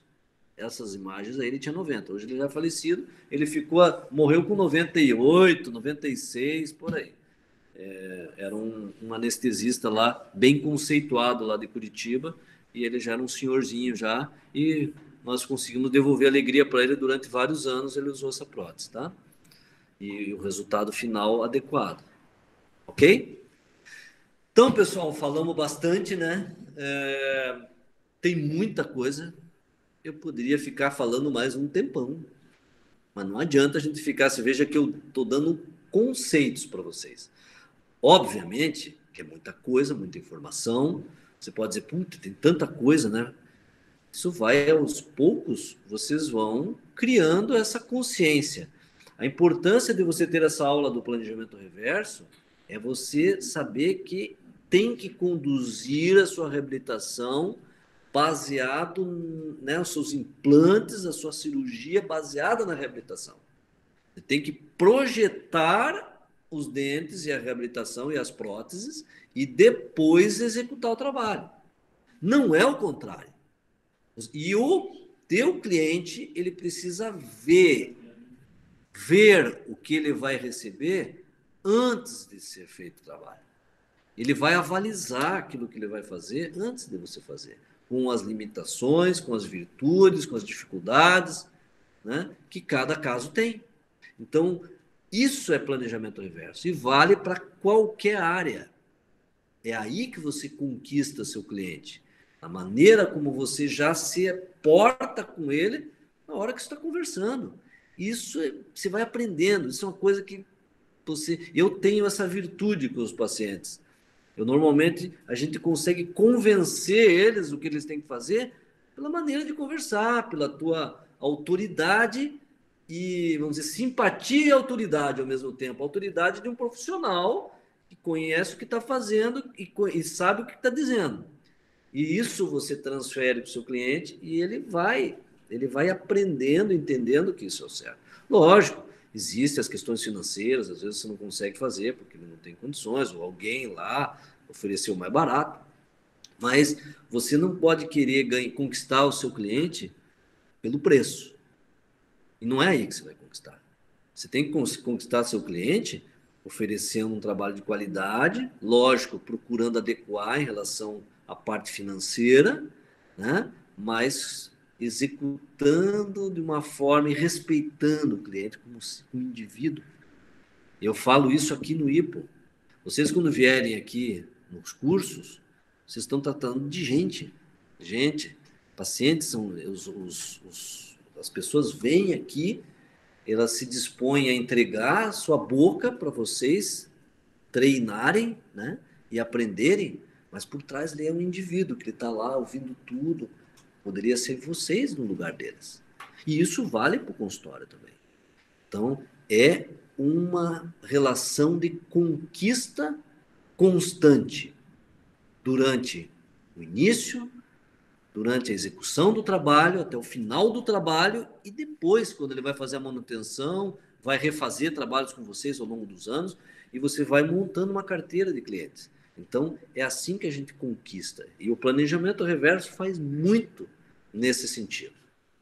Tá certo? Eu queria que vocês tem perguntas aí, pessoal? Estou aberto totalmente a perguntas. Eu vou mandar depois para vocês o link com toda a aula, tá certo? Para vocês poderem acompanhar essas imagens e fazerem suas anotações em relação às imagens que temos. A gente vai conversar muito aqui depois, pessoalmente, né? Essa é uma aula muito dinâmica. Infelizmente, nós não conseguimos fazer essa troca, né? A gente faz o que está no nosso alcance, né? Eu olhando para esse ponto aqui e vocês olhando para a tela aí, né? E a gente vai... Mas eu imagino que nós estamos fazendo algo diferenciado. Enquanto tem muito lugar aí que está fechado, em que as pessoas não estão fazendo nada, nós estamos aqui. Vocês, com essa determinação de estar vindo nas aulas, de estar assistindo, de estar acompanhando as aulas, isso vai ter seguramente resultado, vai trazer resultado positivo para nós. Nós estamos mudando os conceitos de como vai dar aula mudando a maneira de dar aula, aprendendo toda hora, e vocês já estão aprendendo alguma coisa, depois aqui a gente vai começar a, a somar nessas informações no dia a dia da prática, né? Vamos fazer, se alguém quiser abrir o áudio aí, fazer a pergunta, estou à disposição, pessoal, à disposição. Vamos lá. Não dá para ouvir nada. Quem que não estava... Ah, o áudio não deu para ouvir nada, né, Lucas? Desculpe, Lucas. Não deu, né? Deixa eu ver se eu consigo pôr um áudio aí para vocês de um caso que apareça aqui. Só um pouquinho. Deixa eu ver. Não consegue? Deixa eu tentar aqui. Deixa eu sair aqui da apresentação. Já vou responder, só um pouquinho. Calma, o professor tá com pressa. Nós também estamos com pressa. Não é pressa. Não vai dar tempo. Não vai. Como é que aparece a mesa? Aqui. Hã? A outra tela? Vamos respondendo aí, ó. Georgia, essa técnica de moldagem com o pesado e alginato também serve para PT, para a moldagem anatômica, Georgia. Para a primeira moldagem que você faz. Funciona e funciona muito bem. Sabe aquela moldagem que você faz com alginato, só com alginato, ou então você faz com silicona leve e pesada? Vamos ver se aqui aparece essa filmagem. Se eu ligar aqui, ela vai aparecer.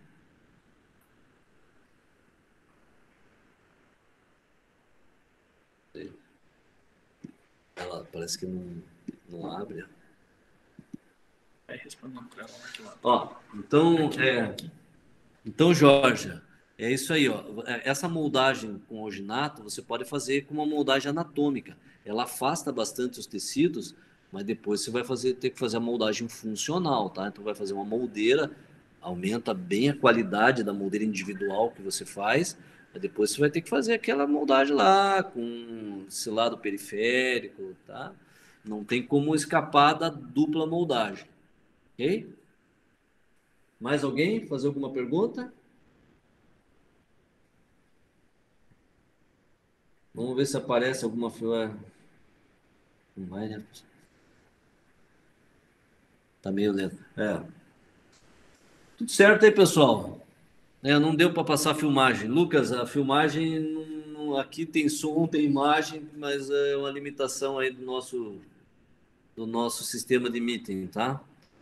Não funcionou, mas a gente depois eu mostro para vocês, a gente vai ver essas técnicas adequadamente, como é que faz, né? Alguém tem mais alguma outra pergunta?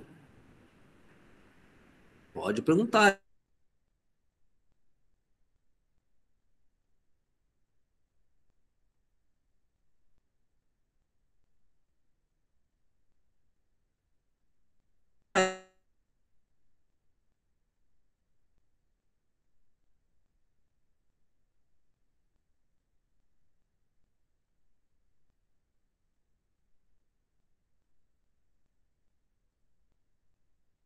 Em frente, tá bom? Até mais. Tchau, pessoal.